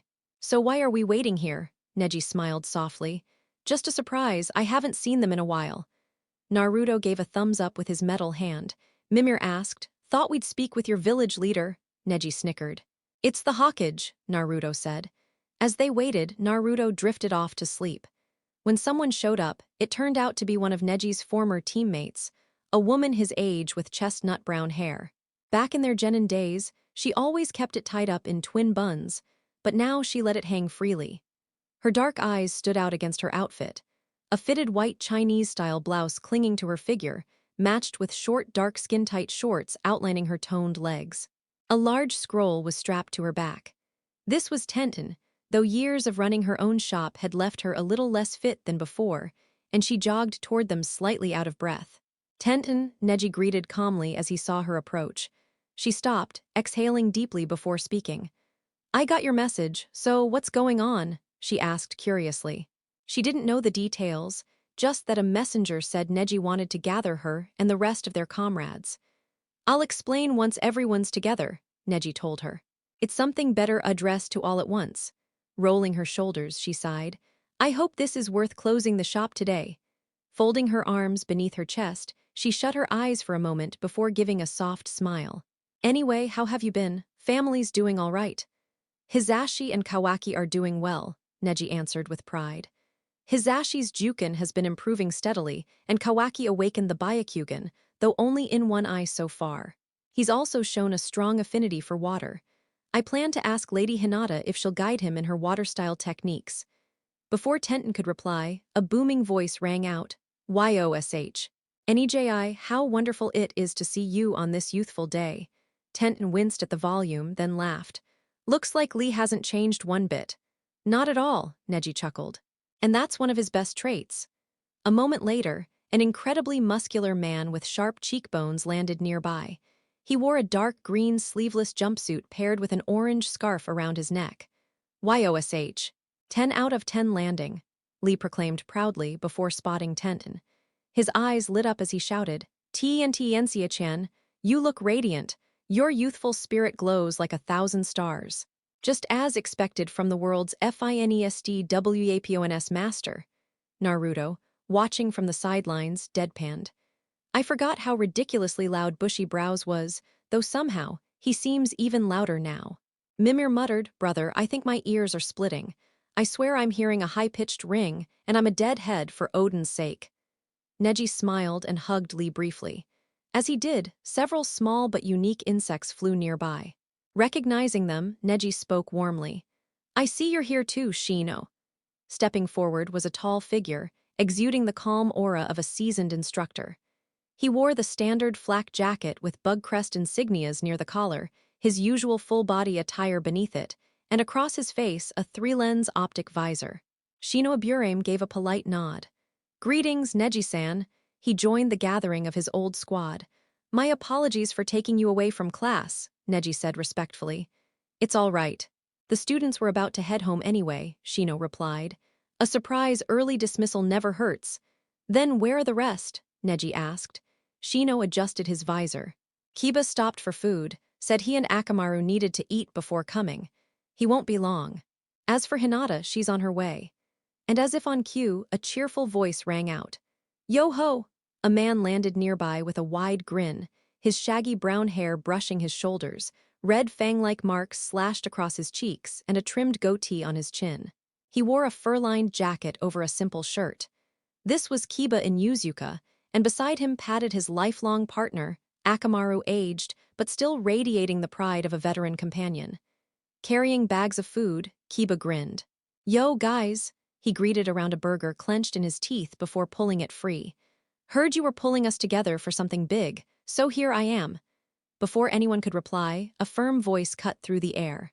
"Kiba, control yourself." Everyone turned to see Hinata walking over, her indigo hair still damp as though she had just left the shower when the message came. Kiba muttered in his head, "Nice to see you too, Ice Queen," while she ignored him and walked straight to Neji. "Well, you called for us, cousin, so here I am," Hinata said flatly, hands on her hips. "All in good time, Lady Hinata. Let's wait for the rest," Neji responded politely. Rolling her eyes, Hinata turned away. Tenten leaned toward Neji and whispered, "She's as charming as ever." Neji said nothing. Soon, another figure arrived, a broad man with light brown hair that once spiked up into 2 points but now fell in waves. Light swirls decorated his cheeks, and he wore a shirt with the kanji for food beneath a green jacket, one hand clutching a bag of chips. Choji Akimichi smiled warmly. "Great to see everyone. Been a while since we've all gathered like this." One by one, they greeted him. Then the door opened and another stepped out, a man with slicked-back hair tied in a ponytail, a small goatee, and his trademark laid-back air. He raised a hand casually. "Yo, looks like everyone answered Neji's little surprise message, huh?" Shikamaru grinned before glancing at Hinata. "Oh, even you're here. Break any more hearts lately?" he asked dryly. Hinata ignored him. Finally, the last to arrive rushed in. "Can't believe I'm the last one," announced a blonde woman with striking blue eyes. Ino Yamanaka, dressed in form-fitting purple, looked tired but still managed a radiant smile. "I'm just glad you came, Ino," Neji said kindly. Ino smirked. "So, what's this surprise about?" Before Neji could answer, another voice interrupted. Everyone turned to see a woman with pink hair and green eyes wearing a red dress, the same face from over a decade ago. Sakura Haruno, Naruto's old teammate, Neji thought silently. Sakura shouted, "What's everyone doing here? Wait, don't tell me. You've finally realized Sasuke is innocent and want to help convince Lady Tsunade." Hinata let out a sharp laugh. As if, the day I believe that traitor is innocent will be the day I die. Keep dreaming, pink-haired brat. Neji quickly stepped between them. Enough. I didn't gather us to argue about Sasuke's guilt. This is about something far greater. It concerns the mission from that day. That statement made everyone pause. Choji frowned. But Neji, all of us who went on that mission, besides Naruto, are standing right here. What's this really about? Not entirely, Neji corrected. We all know Sasuke abandoned us for Orochimaru. Kiba, Shikamaru, Choji, Lee, Naruto, and myself went after him. We believed Naruto gave his life trying to stop Sasuke, but evidence suggests otherwise. Experts declared him missing in action, though most assumed killed. Today, I intend to settle that truth once and for all. Sakura scoffed. So what? If that loser failed to bring my Sasuke-kun back, then good riddance. Before anyone could retort, a sudden thud cut the air. An axe slammed into the wall beside Sakura's face, slicing off strands of her hair. Everyone froze, eyes wide. Sakura turned shakily to the weapon embedded near her, fear in her expression. Neji stared, wondering who had thrown it. A cold voice drifted from behind a stone lion statue. How I ever cared for you, I can't remember anymore. The axe dislodged itself, flying back into the metallic grip of a cloaked figure stepping into view. Frost, sparks, and embers crackled around the weapon as he held it effortlessly. The others instinctively moved into defensive stances, while heavy footsteps echoed closer. From the shadows emerged a man in a dark cloak, a goat's head hanging from his belt. Everyone except Neji felt their hearts pounding faster as he raised the axe. Lee clenched his fists, stepping forward. "Hold it right there. Who are you?" A firm hand landed on his shoulder, halting him in his tracks. He turned to see Neji standing there. "Neji, what are you doing?" Lee exclaimed. Neji replied calmly, "Just trust me. You might want to witness this." He gestured subtly toward the man, leaving everyone else puzzled. The man stepped closer to Sakura, who immediately felt the weight of his stare beneath the hood. He was significantly taller, and his presence radiated a lethal aura. Sakura trembled instinctively, sensing the sheer danger emanating from him. The man placed his axe carefully in its holder and lifted his right arm. To everyone's astonishment, it gleamed like obsidian metal, adorned with golden symbols etched into its surface. Sakura shivered as dread tightened her chest, silently praying nothing catastrophic would occur, but fate had other plans. A cold grip seized her face, and the man hissed, "That mouth of yours and your naive beliefs will get you killed someday. Do you truly believe that bastard is innocent? Let me tell you something. When I get my hands on him, I will tear him apart for what he's done." Sakura's glare was fierce. "No, you won't. Sasuke-kun is innocent. I will prove it. Then, once this is over, we can marry and start a family. You'll see, just you wait." "And why should I watch?" The man growled, yanking the hood and pulling the cloak away. All the ninjas gasped as the face revealed was one they hadn't seen in over a decade. His gaze fell on the rose-haired woman. "He nearly killed me countless times during our battles. He severed my arm, blinded one eye, broke my neck twice, and more. Maybe I should parade his corpse across the world, letting those wronged by him witness justice firsthand," he said, his Bifrost crystal eye burning a brilliant gold. "Or perhaps I'll do it just for the thrill of ending one of the last Uchiha." Naruto's grin sent chills down Sakura's spine. "Sakura Haruno, long time no see. Has it been 12 years? Sakura's eyes widened, disbelief overtaking her. "No, you shouldn't be here, you should be dead. Too bad for you, I'm alive and well, thanks in no small part to your scheming all those years ago," Naruto growled. He grabbed her by the collar and slammed her into the wall, punching a massive hole through it. "Know this, I will bring that traitor back, but not alive. Your precious fantasies of a heroic savior won't save him. Only a body bag will." Another slam sent her crashing into the wall again. Sakura hung unconscious, eyes wide, pressed against the wall. Naruto turned to the others and waved.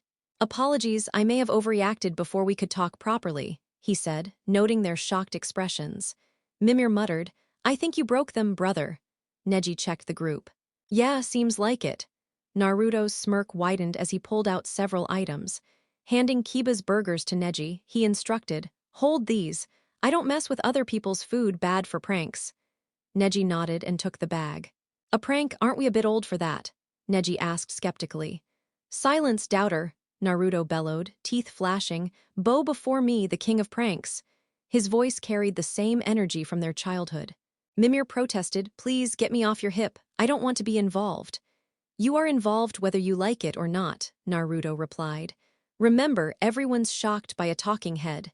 Mimir sighed. Fine, but don't make me a frog. Naruto chuckled and proceeded.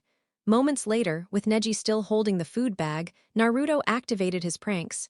Kiba was pelted with paintballs.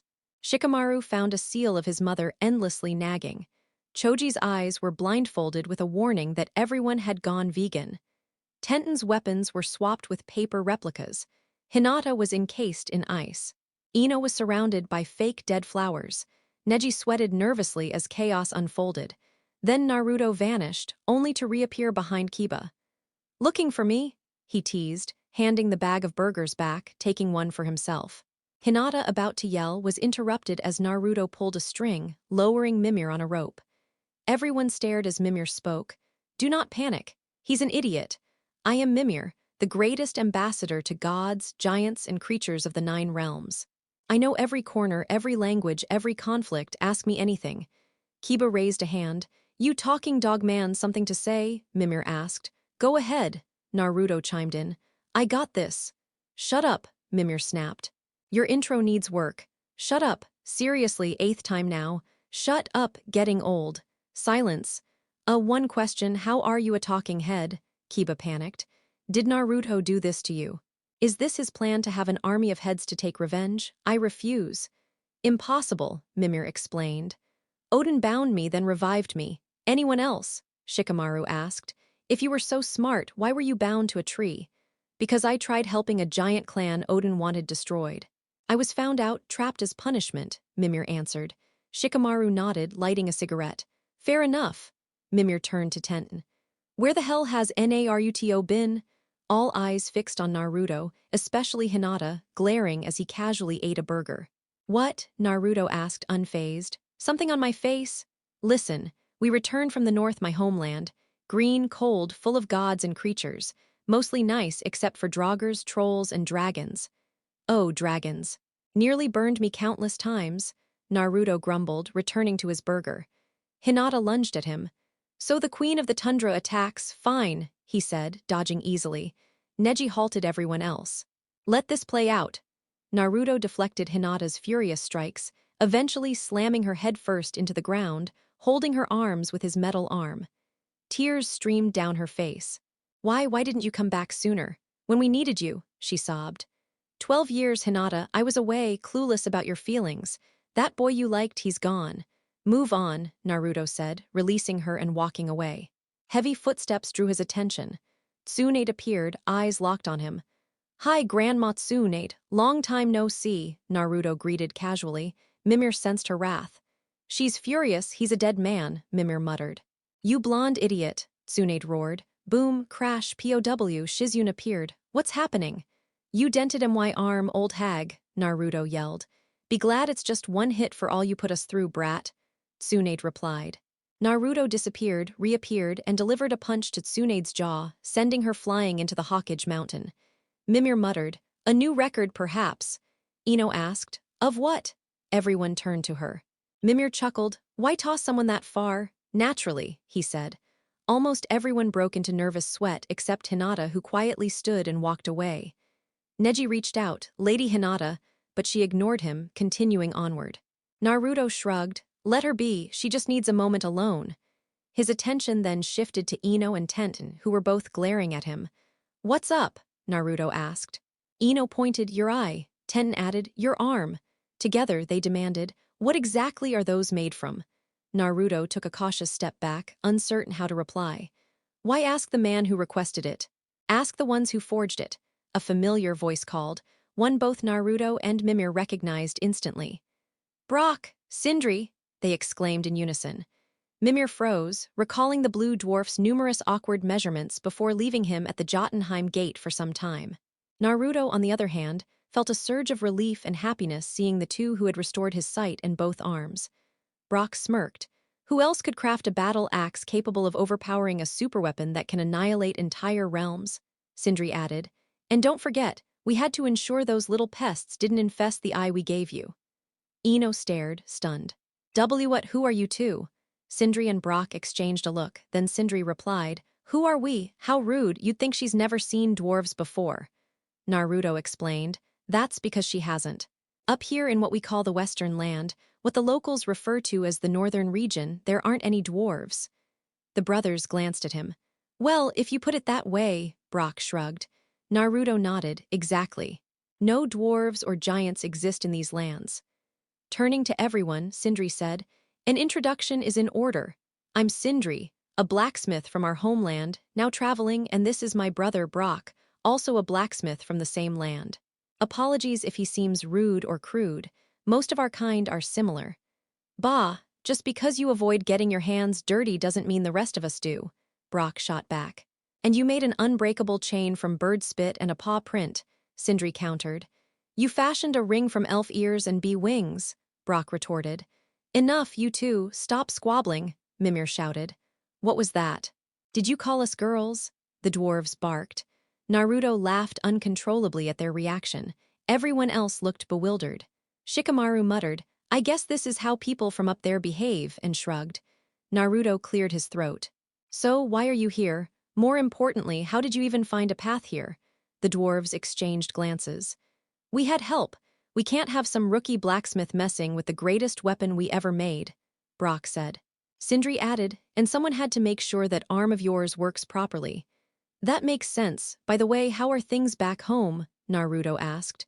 Brock shook his head grimly. Not good. After you dealt with the Fat One and his gang, Odin's been hunting you. Freya, your father, and your brother are trying to find a way to help. Freya is working to break the spell Odin cast on Baldur so you can. A sudden voice interrupted. There you are, finally, after nights of searching, I've found you. The three men turned instantly. Damn, this isn't good, Sindri muttered, ducking behind Shikamaru. The man turned to see nothing. Huh? Shikamaru said, completely confused. Brock's gone too, Choji shouted. It's like some hiding camouflage jutsu wiped them off the face of the earth. Naruto narrowed his eyes as a man approached, grinning. Growling, he said, Baldur, we meet again.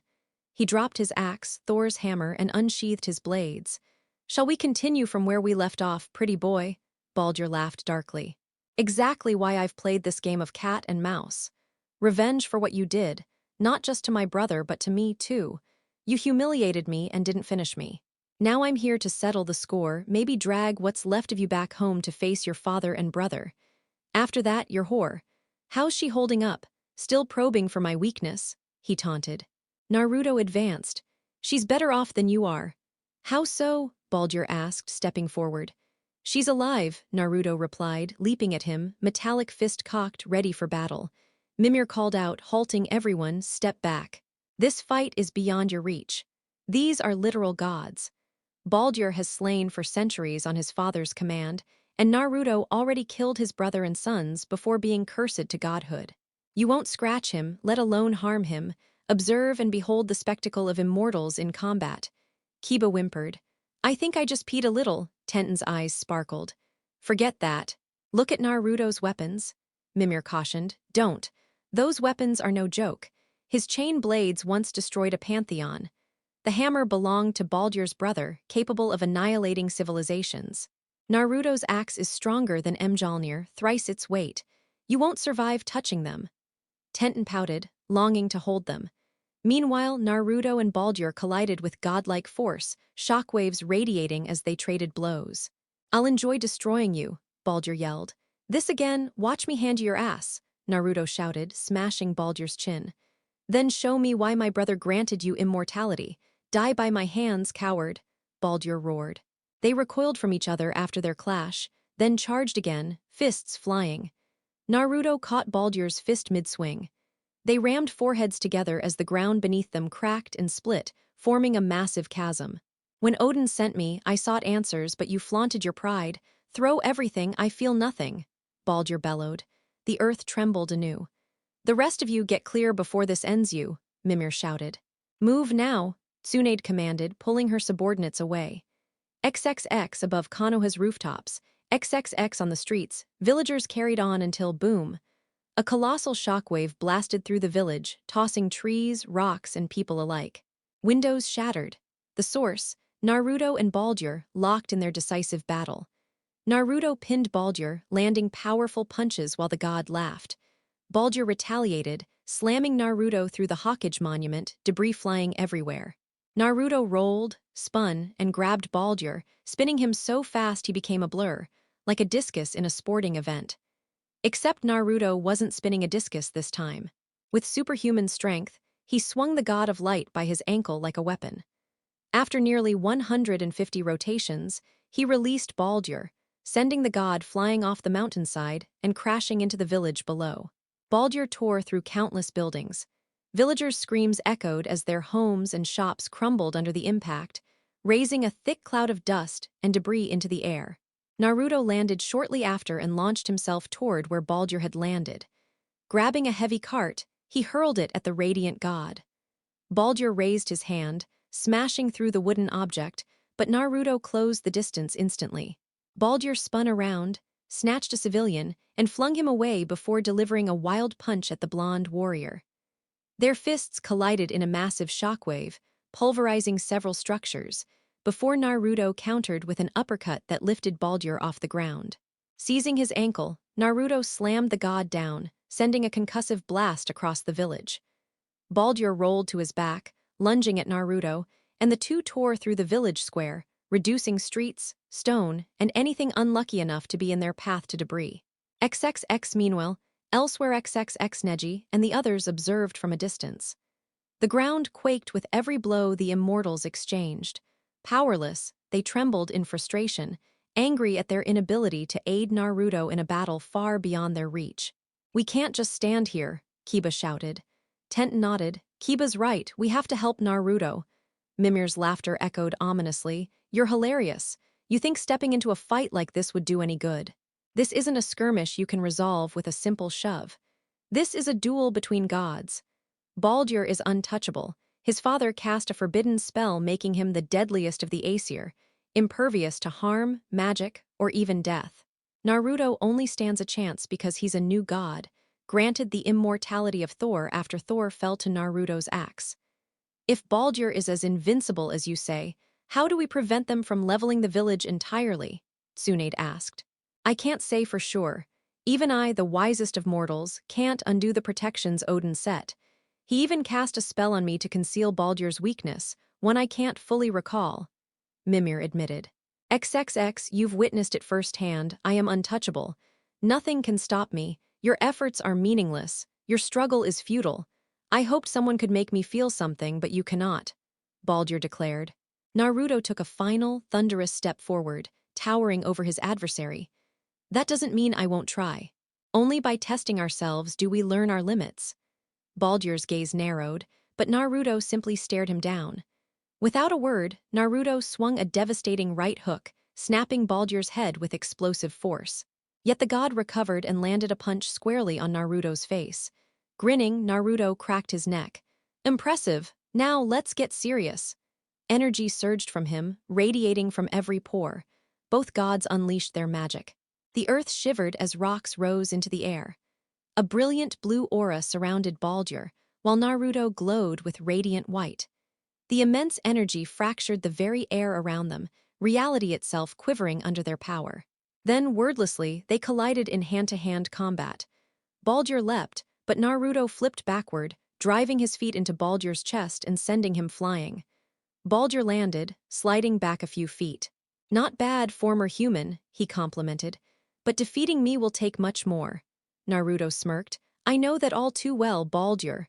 Clenching his fist, the god asked, how long can your body endure that curse running through your veins? Long enough to put you down for good. Now fight me, don't talk, Naruto replied. Baldur raised a fist and smiled. Finally, a worthy opponent. Our fight will be legendary, he lunged.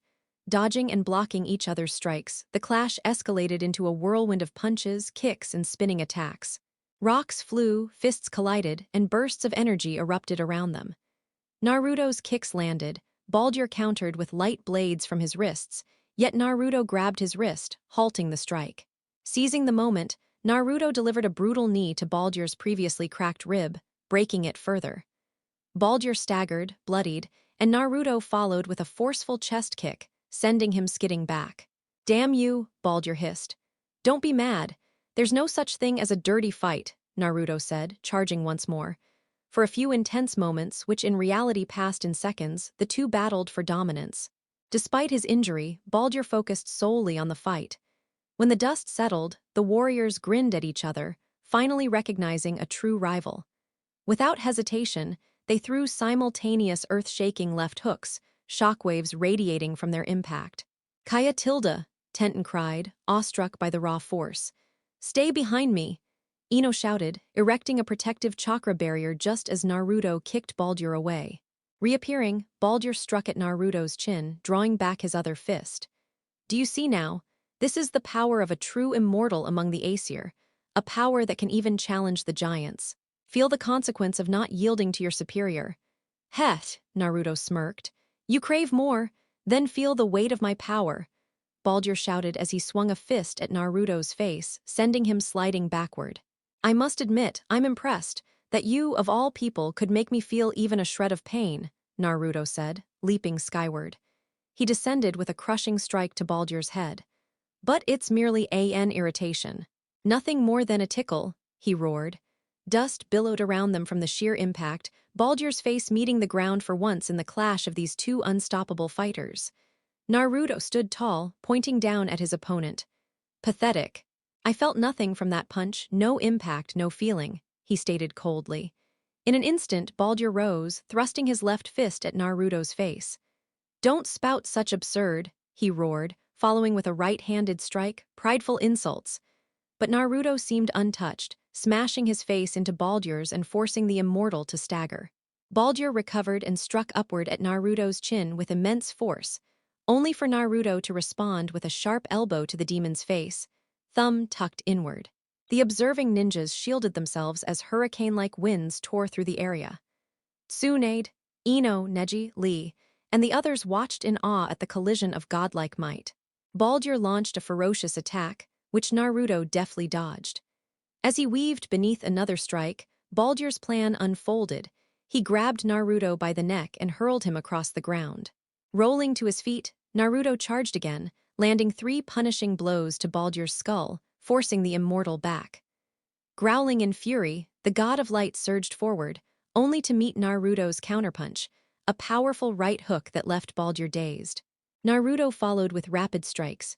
Right cross, right cross, right cross, left cross, each blow driving Baldur farther from the village square and past its boundaries. Baldur raised his arms in defense, allowing Naruto to target his midsection, testing the immortal's limits. For the first time, Baldur encountered an opponent who refused to yield, a fighter unbending in will as punches battered his face. Roaring, Baldur grabbed Naruto, spinning and striking downward, pouring every ounce of strength into a blow meant to crush his foe. Baldur attempted a left hook, but Naruto ducked and drove a fist into his gut, lifting him off the ground as he had done earlier. As a right hook followed, Naruto evaded again, hammering another blow into the god's midsection. Previous strategies forgotten, Naruto raised his arms to block a counterattack just as Baldur unleashed earth-shattering punches into his stomach. This was no longer a mere fight. It had become a full-scale brawl. Baldur pulled back for another strike, only for Naruto to land a crushing blow to his jaw, sending blood spraying in a crimson arc and forcing the immortal to stagger. The god of light recovered, striking again, but Naruto ducked under a devastating left hook, spinning momentarily in a daze. He quickly shook it off, glaring at Baldur, determined to stay in the fight. What was this man made of? Bloodied and battered, the two combatants faced each other once more. XXX play, Real Steel OSD, final round 250XXX for almost 3 minutes, their punches shook the earth. Slowly, Baldur's attacks began to weaken. Even the immortal god, the man who could not be slain, was forced to step back to catch his breath. Neji smirked as Naruto, undeterred, waved his arm, baiting Baldur into striking again. The god, intrigued, launched blow after blow as several ninjas shouted encouragement. "Naruto, fight back," Neji called. "Not yet, just a bit longer," Mimir murmured, marveling at Naruto's sheer audacity and stamina. Suddenly, Baldur's punches grew feeble, almost harmless. Naruto smirked as Mimir shouted, "Now!"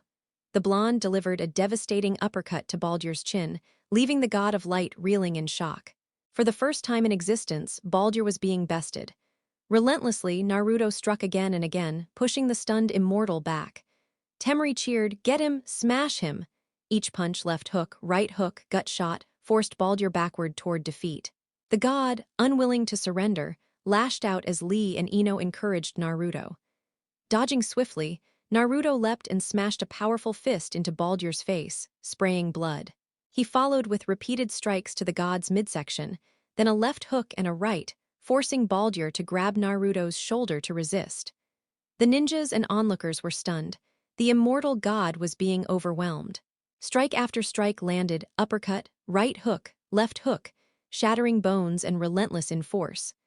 Time seemed to slow as they watched Naruto, a fearless warrior unmatched in power, drive a final series of punches. A vicious uppercut, a punishing right hook, and a snapping left hook. Baldur was lifted from the ground by a blow to the gut. Temari, awestruck, shed a tear as she watched Naruto fight like a possessed deity. Unable to defend or retaliate, Baldur was pummeled repeatedly. Left hook, right hook, and a massive uppercut sent him crashing to the ground for the first time in his immortal life. Panting, Naruto spat, "You better stay down, you stinking bastard." Tsunade thought, has his manners really gotten worse? Naruto's left arm throbbed, likely dislocated. "Damn it, not again," he muttered. Ino began to assist, only to pause as she saw Naruto already resetting the joint with a loud pop, moving it without effort. "There we go, good as new," he said casually. "What? I do this all the time." "You mean that wasn't the first time?" the medic ninja exclaimed. "Not even close," Naruto replied nonchalantly. He glanced at his arm, battle-worn, then back at Baldur. He knew the god would rise again. "So, who's paying for all this damage? 'Cause I don't think we have enough, oh crap, he's getting up, he's getting up," a Jounin shouted. Naruto muttered, "Thanks for stating the obvious and for the damage. Don't you have some kind of invasion coverage?" "Before you get going, yes, we do, but he's not here to invade. He's coming for you, and that policy wouldn't cover this kind of destruction. Honestly, it's worse than when Sound and Suna attacked," Tsunade replied. Baldur groaned as his arm lifted, preparing to rise. "He isn't from this land and is trespassing on Shinto-protected territories," Naruto said, and for him, that was the truth. "What the hell are Shinto gods?" Kiba asked. Mimir explained, "Izanami, the primordial Shinto goddess of death and ruler of Yomi. Izanagi, the primordial Shinto deity of life and master of your heaven. Amaterasu, the Shinto goddess of the sun and cosmos. You need to know them and I'll explain everything." "You mean our gods?" Kiba exclaimed. Naruto interrupted, "Later round two's about to start." A soft female voice then said, "Sorry for the delay." Naruto spun around and saw Freya. "Freya, when, how?" he stammered. She smiled calmly, holding up a plant. "We'll discuss later. I've discovered how to nullify Baldur's invulnerability." "Is that mistletoe?" Naruto asked. Freya nodded. "Yes, I should have realized sooner.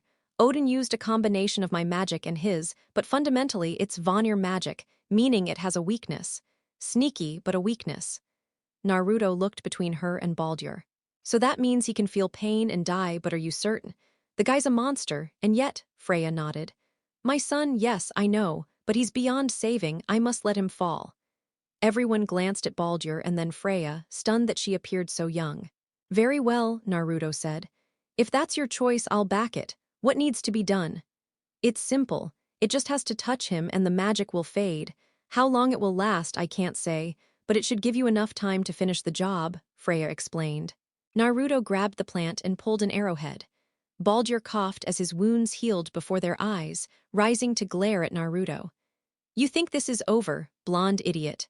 Think again." Naruto jabbed the mistletoe arrow into Baldur's arm as he charged, shattering the spell that granted him invincibility. As the fight moved away from the others, Temari asked Freya, "What's your relationship with Naruto?" "I'm his mentor. I taught him some of my magic while his father and brother spread his mother's ashes," she said. Choji frowned. "How do you look so young if you're Baldur's mom?" Freya's expression turned gentle. "Being a goddess has its perks. I was married to Baldur's father to broker peace, but it was a ruse for Odin to exploit Vanir's secrets." Thunder crackled behind her. "We need to move. Naruto's about to get serious. He's thrice as strong as Baldur and stronger than his brother who he killed. Now with Baldur vulnerable, Naruto has the edge." She sighed, torn between her son and her friend. "So, just a teacher?" Temari asked. Freya nodded. "Yes, though once I saw Naruto at the waterfall, impressive, to say the least." Temari's face flushed. Freya smiled faintly, demonstrating with her hands, about 9 inches, thick, powerful. XXX Naruto and Baldur slammed into each other, cracking the ground. Baldur laughed maniacally. The fool finally found the key to undo the Allfather's spell. Amusing. He removed the arrowhead, mocking the simplicity of its power. "Before we continue, thank you," Baldur said. "You achieved what no Asgardian could. Only one of us walks away today." He ripped a massive section of Konoha's wall, lifting it above his head. "That's bullshit," Naruto yelled. "Don't drop that on me." Baldur slammed it down, but Naruto shot out from underneath, summoning godlike power. Stone rose into the air, lightning cracked, and tornadoes of wind and energy formed, engulfing the battlefield.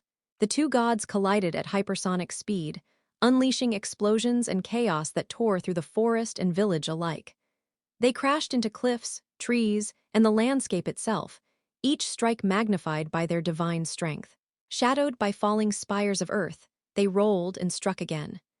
Naruto slammed into Baldur, then Baldur countered, using a tree as leverage to send Naruto flying into one of the massive funnels. Eventually, they returned to the Hawkage Monument cliff. Snow and debris swirled as they fought.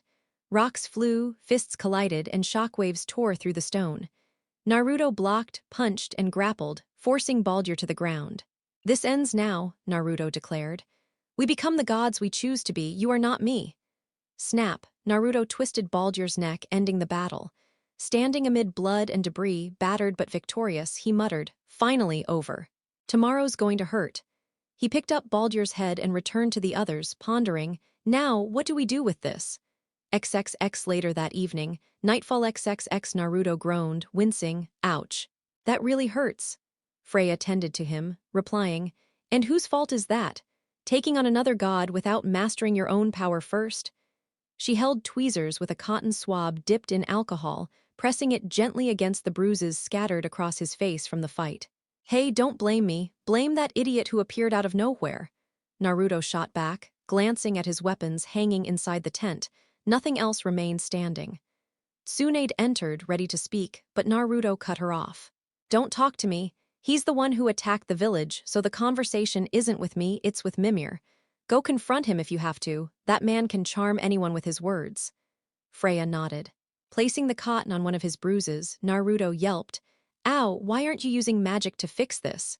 Freya replied, "Consider it a form of discipline, not only for getting yourself beaten, but for running off without a word."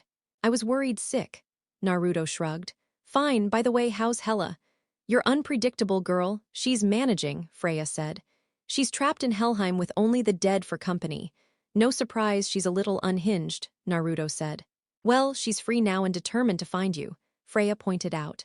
"I meant before she was freed, Freya," Naruto clarified. She nodded. "So what's next?" Naruto asked. "We prepare," Freya replied. Naruto raised an eyebrow, curious about her tone. "War," the goddess said flatly. XXX Konoha, tent, Night XXX Naruto blinked. "Wait, war?" "Yes," Freya confirmed. "With Baldur encroaching on lands that aren't his and you holding the title of Aesir's god of thunder, this is essentially an act of war between the two pantheons. You may be from these lands, but with Thor gone, you're seen as a rogue Aesir. The other gods won't care about your independence, they'll interpret it as hostility." Naruto stared at her. "Wait, you didn't know this when you left." Freya smacked his shoulder blade, making him groan in pain. "Ow, that hurts." Tsunade, still in the tent, watched silently. Something was off, his wounds weren't healing like usual. She made a mental note of questions to ask later and quietly exited. Naruto asked. How did you get here so fast? Freya smiled. You can thank your two dwarf friends, I was their backup plan. She recalled them arriving at her home after Kratos refused, despite it being for Naruto. Naruto snorted. Makes sense. De wouldn't get involved in more trouble, and Atreus probably stayed behind to keep him company. XXX, elsewhere in Konoha XXX, so what now? Our homes are gone, our lives ruined by Baldur and his lackeys, Ino sighed, holding her son close to calm him. We can't move to another village. Iwa would kill us on suspicion of invading. Kumo would use us to grow their clans. Kiri is in chaos with bloodline conflicts, and Suna can't house this many people. Even minor villages can only take a fraction of our population.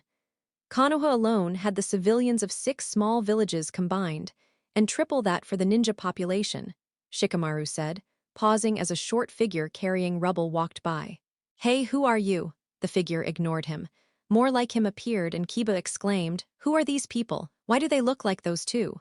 Sindri, munching an apple, answered, Those are our dwarves. We can make or fix anything.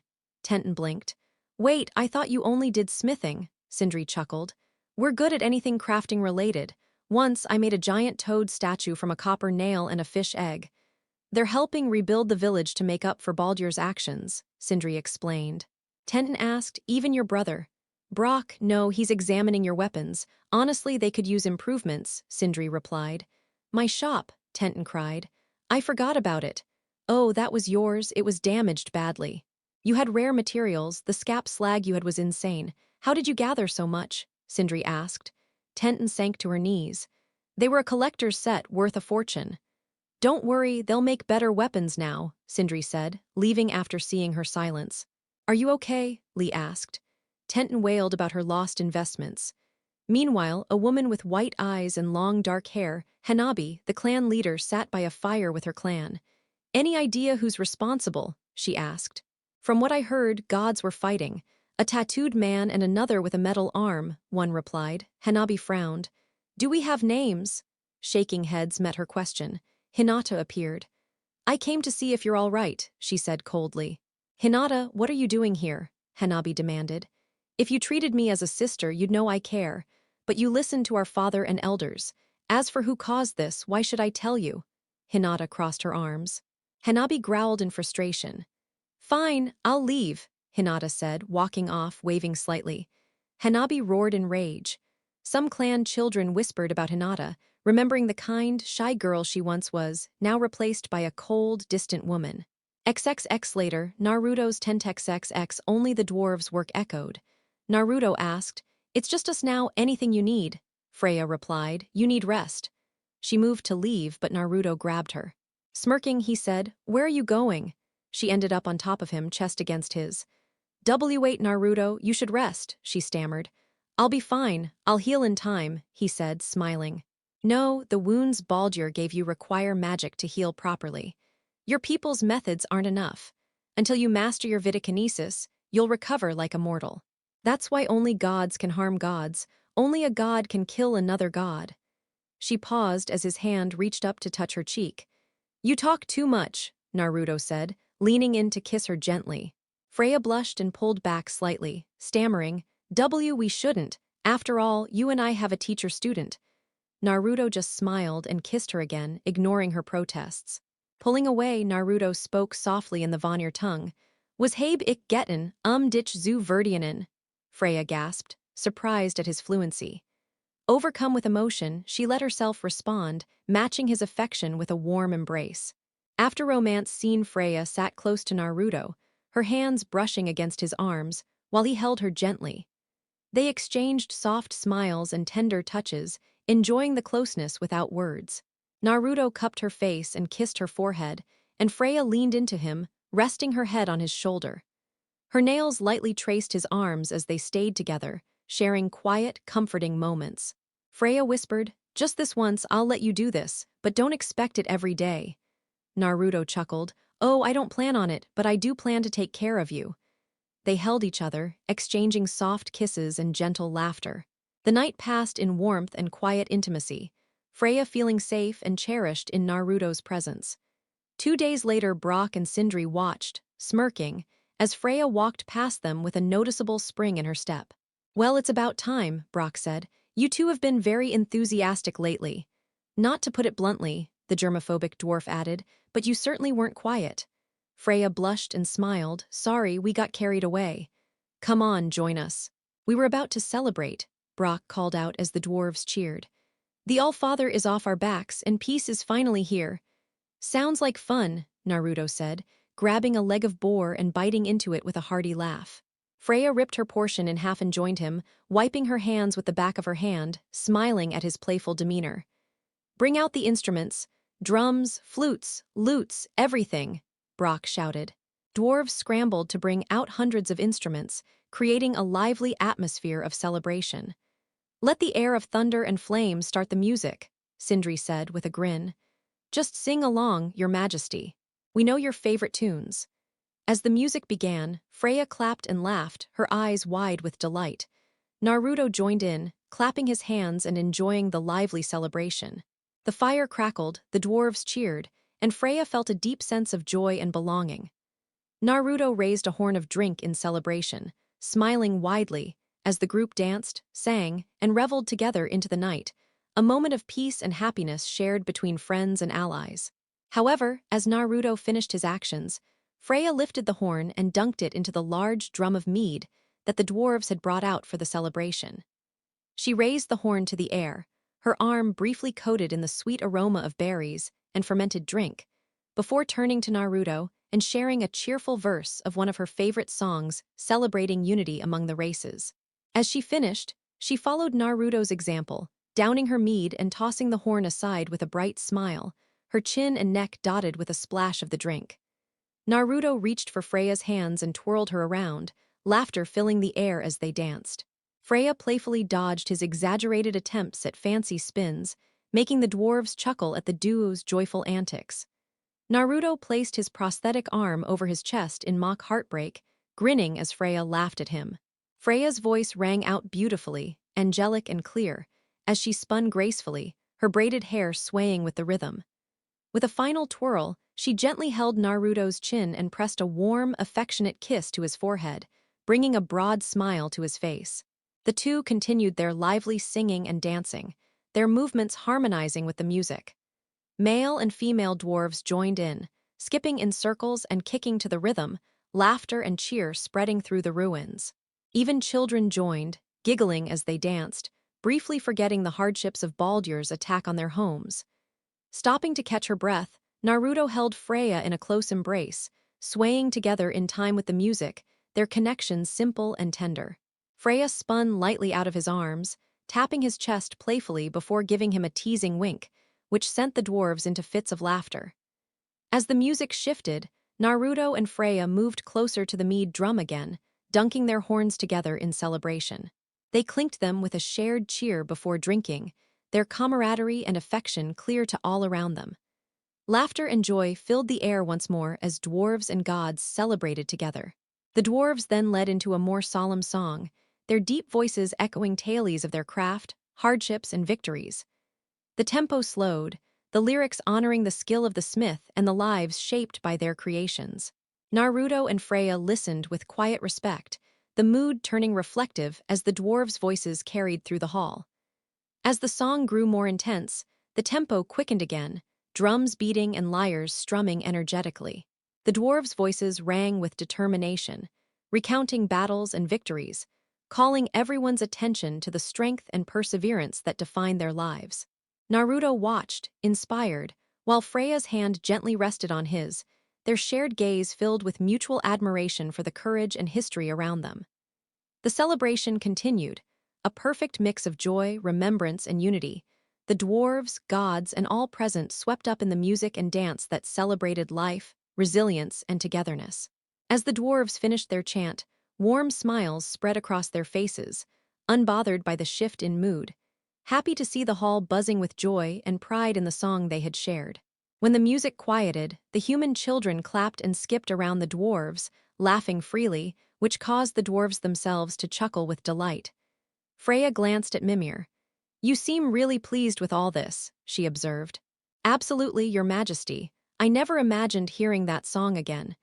It's a song every dwarf has sung for generations, a true pride of their people, Mimir said, his voice full of amazement.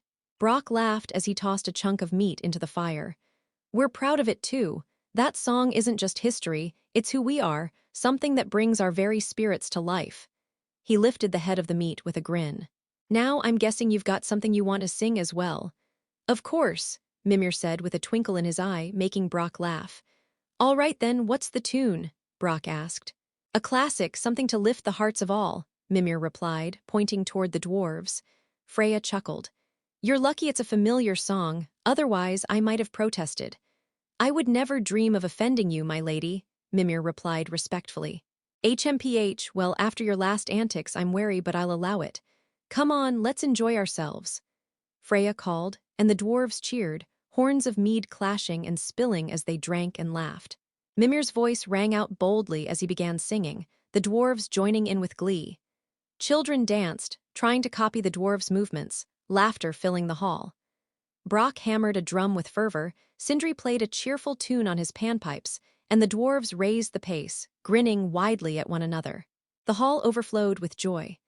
Dwarves clapped each other on the shoulders, raising horns of mead as they swayed together. Naruto and Freya joined in, clapping and laughing, while other ninjas danced alongside their families, caught up in the lively celebration.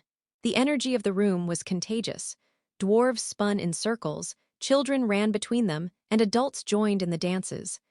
Every corner of the hall echoed with laughter and cheer. Naruto caught Freya's hand and spun her around gently, holding her close as they moved to the rhythm of the festivities. She laughed, her eyes shining with warmth, and he leaned close to brush a soft kiss against her cheek before swaying back into the dance. The celebration continued, unabated. Horns of mead were raised and emptied, drums were struck with vigor, and joyous shouts rang out. The dwarves' energy never waned, spreading like wildfire through every participant.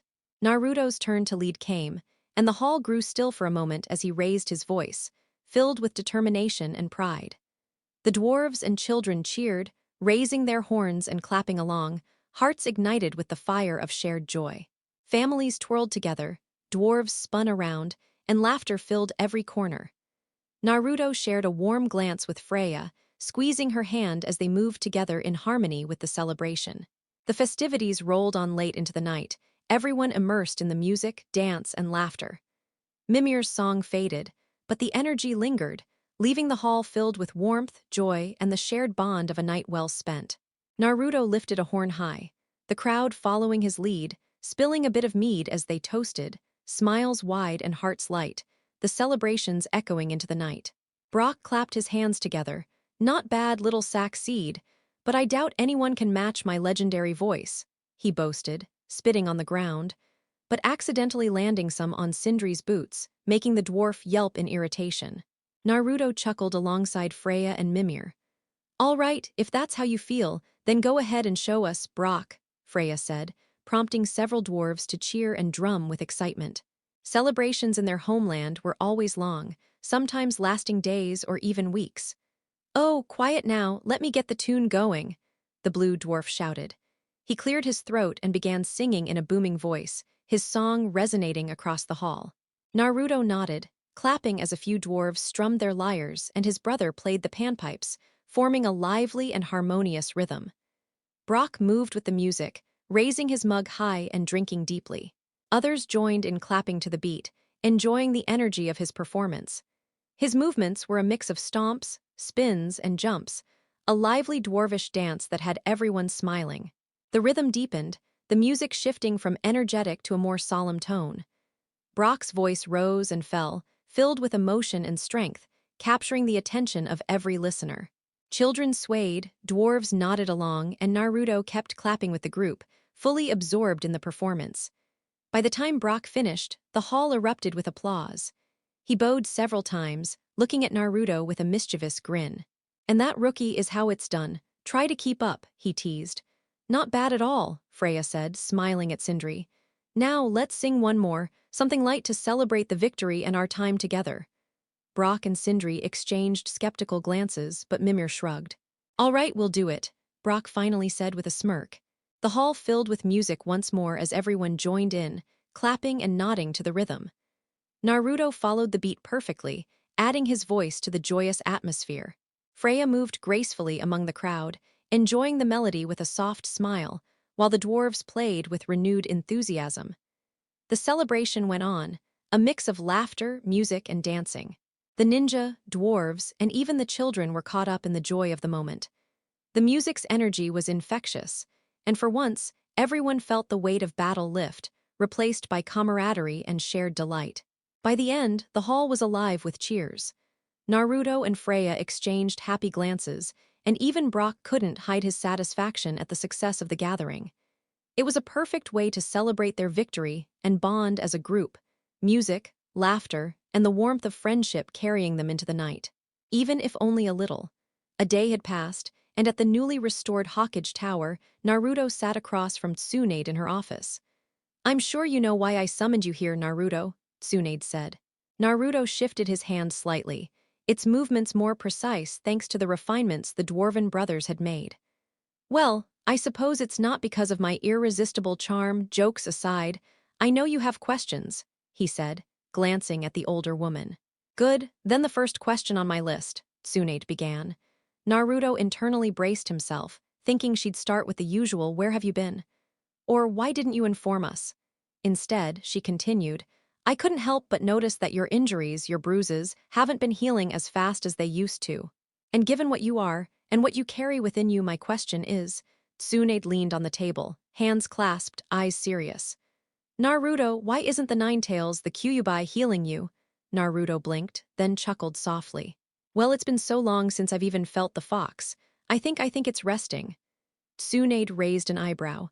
"Resting? The being made of raw chakra, capable of leveling mountains with a single swing of its tail, is resting?" "Yeah," Naruto replied calmly. "For 12 years, probably. When I died that day, the fox poured everything it had to keep me alive, but it couldn't fix everything." He gestured to his eye, his shoulder, and the scars across his chest. "Honestly, if you saw me back then, you probably would have fainted." Tsunade nodded slowly. "I see. So when do you think it will wake? Or is that even the right question to ask?"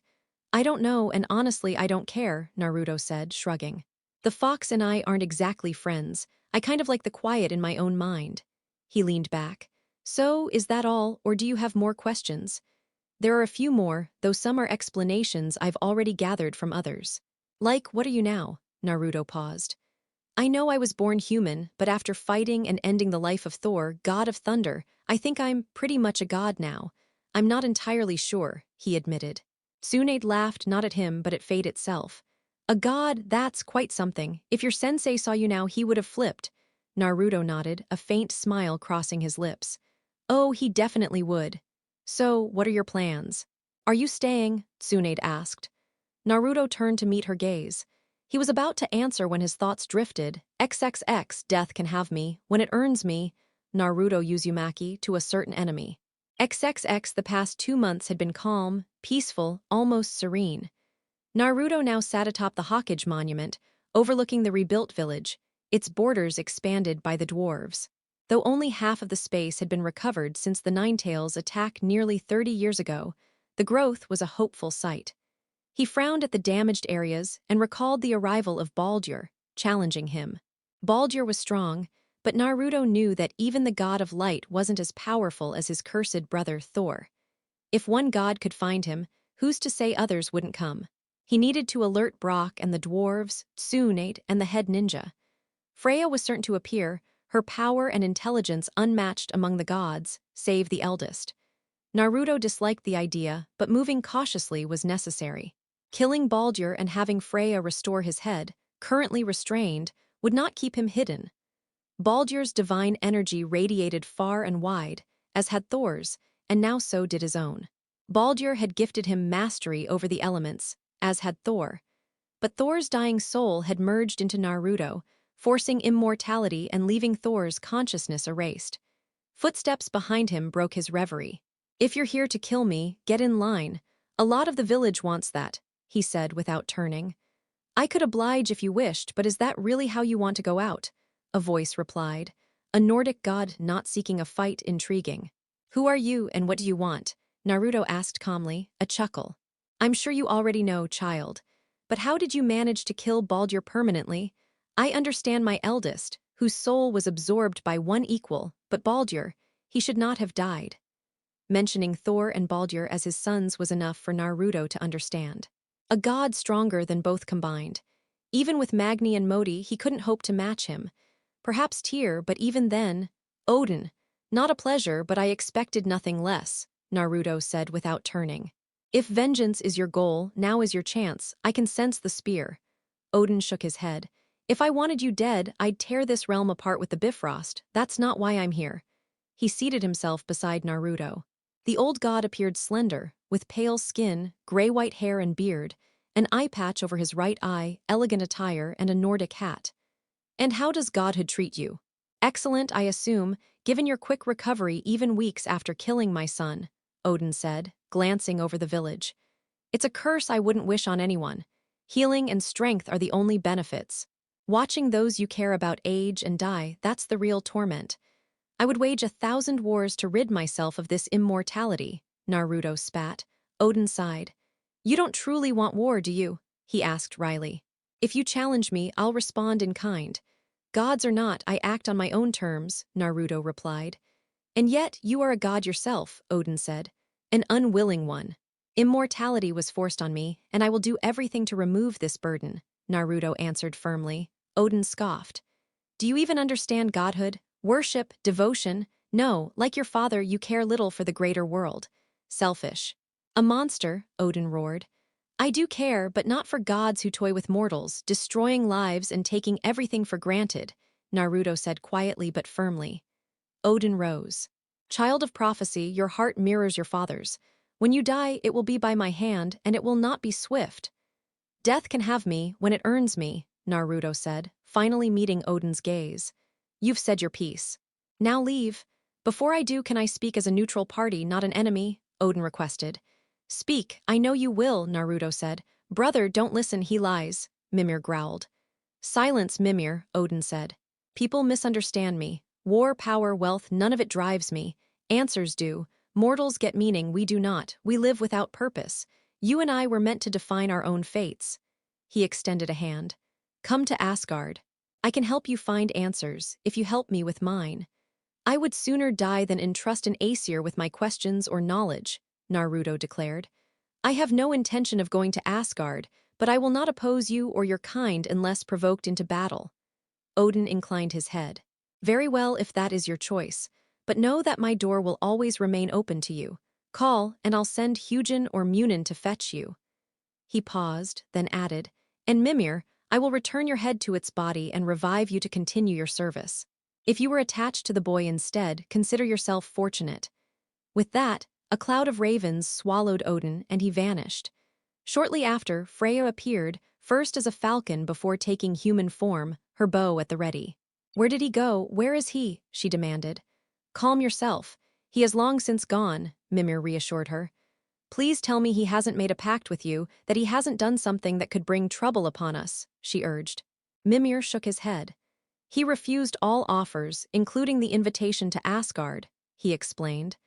Do not heed anything Odin proposes. He will sacrifice anyone to survive another day. I don't know what I'd do if you were lost, she whispered, worry evident in her voice. Fear not, I am not leaving anytime soon. As I told your former husband, death will claim me only when it is ready, Naruto said, giving her a gentle embrace. Freya guided him to the small home the dwarves had built, and the two spent the night in each other's comforting presence, enjoying quiet moments together. The following morning, Naruto's eyes fell upon the empty wall where his weapons should have been. Freya noticed his concern and approached, straddling him. What is it? What's wrong? Someone has taken the hammer, Naruto said grimly. Whoever did it didn't need the gauntlets or the belt. It happened while we slept. Freya's heart sank. Panic filled her eyes as she looked at him. Is that true? Did someone really steal it? It's not here with the axe or blades, he replied, pointing to their usual hooks. Freya turned pale. Oh no, this is bad. She hurriedly dressed. We need to find it immediately. Whoever wields it could cause devastation even we might not contain. Before they could act further, a surge of magic erupted around the home, lightning tearing through the walls and splintering the wood. Naruto summoned his axe and secured the chains for his blades. Your bow, he called to Freya, storming to the door. He flung it open to reveal a large cloaked figure in the yard, lightning dancing around him. Who are you? Naruto shouted. The figure, instead of answering directly, reached for a bottle at his side. May I enter? I brought sake, he said calmly. You won't find me friendly company, Naruto replied sharply. Oh, I'm sure we'll find common ground, the cloaked man said, unbothered. Naruto noticed the hammer in the stranger's possession. He gestured to Freya to enter and reluctantly opened the door as the man stepped in. Naruto braced himself, uncertain what new conflict had arrived. The man glanced around the house with an appraising look. Nice place, he said, referring to the dwarves' work. Naruto gestured to a chair and table, watching as the god placed the hammer on the surface, shaking the house slightly. It is not a gift. Whoever handed it to you, it must be returned. It does not belong to you, Naruto stated firmly. The stranger's gaze lingered on the weapon, recognizing its unusual markings and sensing its power. Naruto, meanwhile, was intrigued by the man's ability to wield Mjolnir without assistance, noting a similarity in lightning manipulation. Freya returned with 2 cups, placing them on the table. The man poured sake for both of them and took a thoughtful sip. I haven't had anything like this in years, he murmured. Naruto ignored the gesture. Why are you here? The man inhaled and exhaled, shrugging. Politeness mostly. He pointed to Naruto. You seem reasonable. Are you? He asked, dipping a finger in the sake and tracing it across Mjolnir. If the moment calls for it, Naruto replied, eyes narrowed. The god smiled. Then this moment calls for calm, yes, Naruto straightened. Who are you? I am Susanoo, the man replied. God of the sea, storms, fields, harvest, and love, among other things. And you, Naruto Uzumaki, are the child of prophecy turned god of war, thunder, lightning, storms, strength, and more. What do you want? Naruto asked. I came to speak with you to gauge your nature. I am unsure if I am impressed. I could not care less if I impress you, Naruto said. Why not? Your sister sacrificed much for you. What makes you so exceptional that the fates themselves favored you? Susanoo asked. Naruto stiffened. No games, why are you really here? I am a god, I know what I am. You may not yet understand yourself, Susanoo said seriously. Before further questions could be asked, a knock at the door heralded another powerful presence. Freya opened the door to reveal an imposing old man, towering over both Naruto and the goddess. White-haired with glowing eyes, he moved with an air of authority. You know who I am, he said, entering. Before all this chaos, there were misunderstandings between you and your rival, regrettable ones. But now we understand what we're dealing with. He addressed Naruto directly. We seek no conflict with you, god of thunder, but certain artifacts, like my son's new hammer, do not belong in mortal or godlike hands alike. So it was you who took Mjolnir while I slept. It shouldn't be possible without special items. I will retrieve my hammer before nightfall, Naruto said firmly. The old man nodded solemnly. Defend yourself if attacked, but killing gods outside your pantheon is not taken lightly. Naruto's gaze hardened. Possession without rightful claim is theft. If the hammer is returned, there is no quarrel. It belongs to Susanoo. He answers to me. If you need another, your allies can craft one, the man replied, finishing a cup of sake in one gulp. Lowering the cup, he fixed his gaze on Naruto. You owe a debt, he stated, leaving both Naruto and Freya puzzled. He's become dull, uninteresting. I think it's time to bring a piece of my vision into this realm, he added, motioning toward Susanoo. What do you want? Naruto asked cautiously. First, this remarkable lady is Freyr of the Vanir. We've never had conflicts with her people. They are protectors by nature, so she remains. The head with you, I couldn't care less. It poses no threat.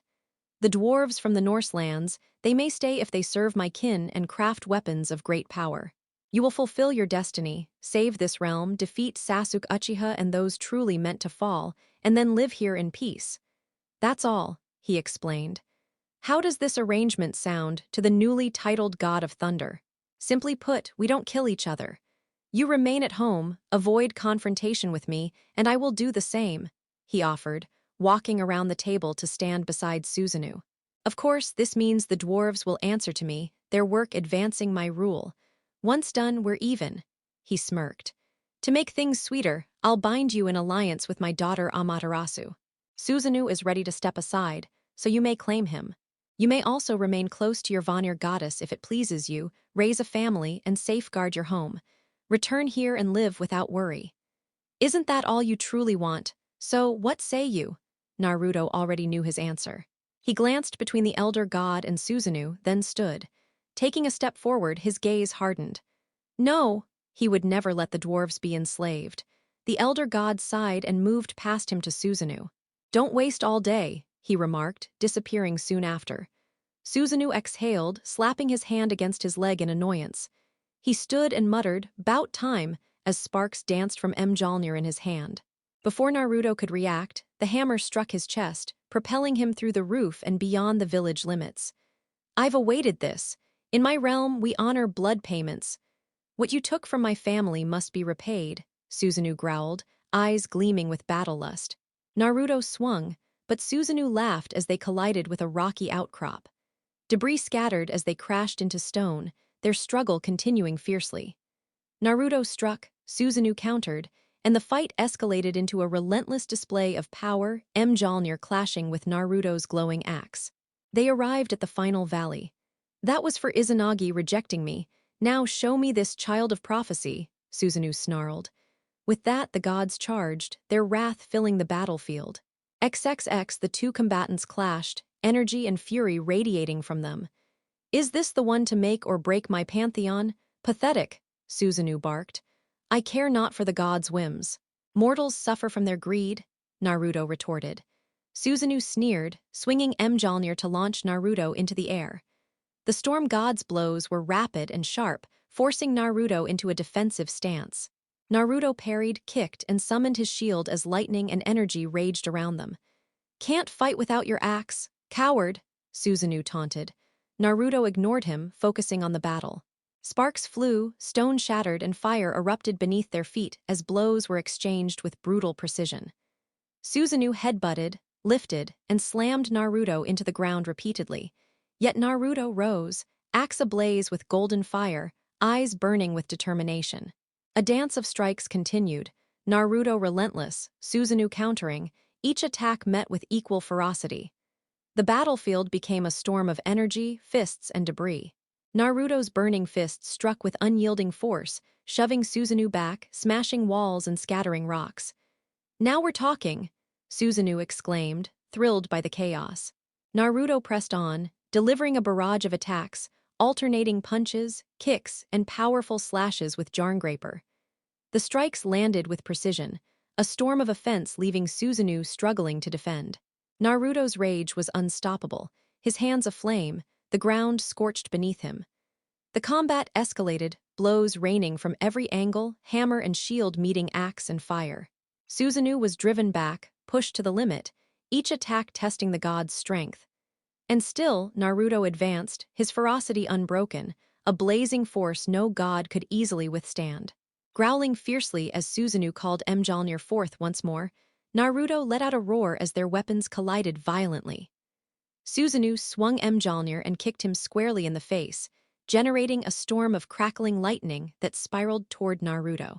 With a growl, Naruto enveloped Jarngraper in blazing energy, slicing through the electric storm, only for Susanoo to appear before him and launch him into the sky with a brutal uppercut, bringing the hammer's hilt down on his face. Naruto groaned, hitting the ground with force, while Susanoo sneered, pathetic. How could someone like you ever hope to kill the Norse god of thunder?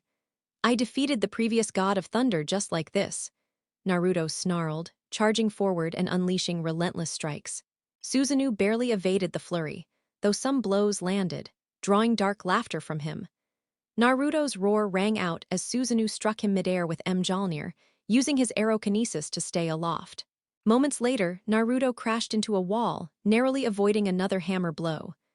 That's for Thor, he yelled, slamming Jarngraper into Susanoo's chest. They were airborne again, spinning violently as they clashed. When they slammed to the ground, Susanoo shoved Naruto's head into the dirt and tore Jarngraper from his grip, casting a glance at the night sky. Weak, pitiful, he muttered with disdain. Naruto seized a shattered stone column, smashing it against Susanoo, forcing the god to stagger. Susanoo laughed. If you're not fighting dirty, you're barely fighting at all. I didn't want this. You attacked first, Naruto roared. Exactly, that's why I wanted it. That's the essence of strength, Susanoo growled. They circled each other, weapons clashing, drawing blood with every strike. Both were consumed by the thrill of battle, energy flaring around Jarngraper and Mjolnir. I did nothing to provoke this. I don't seek conflict. This is because of your father. He's a disgrace, Naruto shouted. Do you think I care? I demand payment in blood, Susanoo declared, seizing Naruto in a crushing grip and slamming him into the dirt before kicking him into a stone pillar. Was it luck? Susanoo snarled as Naruto pushed him away, only to be grabbed and slammed again. Did my rival die by sheer luck? Naruto growled, locking Jarngraper against Mjolnir. He struck Susanoo with a stone pillar, blood boiling, feeling his power surge. Susanoo only smiled, grabbing Naruto and throwing him against a wall. Naruto blocked a hammer strike and charged, only to be struck from behind, hitting the dirt. Get up, idiot! Susanoo roared, hammer sparks flying. I won't stop until I see the real you. You think you can ascend to godhood, come back, grab fancy weapons, and rewrite destiny. That's not how it works. You're stronger than this. A kick sent Naruto flying, but a hand caught his ankle, slamming him down. I know it. I see it in you, Susanoo yelled, hurling the hammer to crush him. You're a destroyer like me. Naruto caught the hammer with a clawed hand, red eyes narrowing. I know, he muttered. Heavy, nearly impossible to wield, yet in this instant he could hold it. Always had, hadn't he? Susanoo laughed, recalling Mjolnir with a snap. There he is, now fight like you mean it. Scarlet energy flared around Naruto. I'll end you. With that attitude, maybe you will, Susanoo taunted. Naruto struggled to resist Mjolnir, but Susanoo slammed it into his face, cracking his skull. As life drained, Susanoo laughed. Oh no, I decide when it ends. Pain and electricity coursed through Naruto as he gasped, raw energy surging. I won't stop until I see the true warrior who killed Thor. Get up. Susanoo hurled Naruto to the ground, summoning Mjolnir. Stop holding back. Thor could not have fallen to someone like you. Reveal your true self. Naruto hurled Jarngraper, but Susanoo dodged. This is the son of a god who destroyed a pantheon over a slight, Susanoo demanded. Naruto threw Jarngraper again, striking the handle into Susanoo's face, stunning him, and lunged to grab his throat. Susanoo recovered, but Naruto struck his jaw, staggering him back. Naruto unleashed a flurry of punches, blood spilling. Susanoo trapped him in a bear hug, launching him skyward as the punches continued. They crashed. Susanoo threw Naruto into the ground. Rolling to his feet, Naruto called his shield and slid forward, eyes locked on the god. Golden energy swirled around Mjolnir, compressed fiercely. Naruto gripped Jarngraper, energy surging. He opened his eyes as Susanoo roared, for Amaterasu. Axes and hammers collided, a stalemate of energy shaking the ground violently. Naruto shouted, I am not at fault. Thor challenged me. Blame Izanagi, not me. Ah, a sage among warriors, Susanoo sneered. They clashed again. Naruto coated Jarngraper in ice to resist lightning, and a massive pillar of energy erupted, hurling them into the dirt. A lightning bolt froze midair as the two gods examined the phenomenon.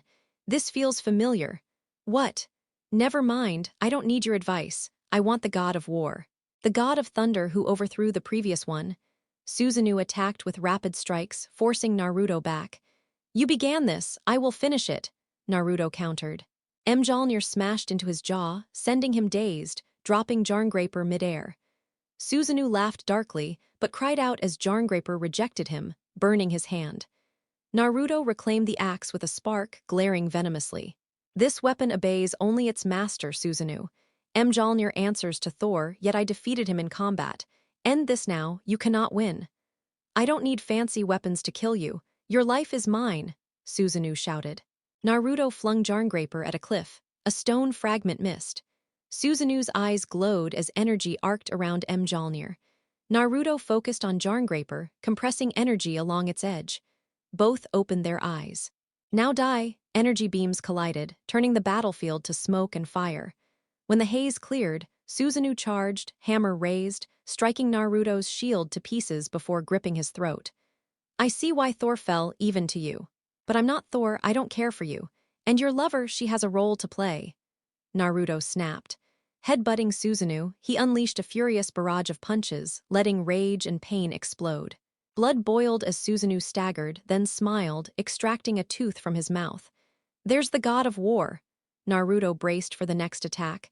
Susanoo said, "Consider your blood debt paid." "For you maybe, but I have unfinished business," Naruto replied. "Very well," Susanoo shrugged, dropping Mjolnir. "A block of metal isn't special anyway," he muttered, disappearing in lightning, Mjolnir embedding into stone.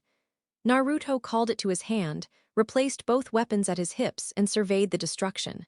The lingering energy was immense, but the devastation demanded his attention.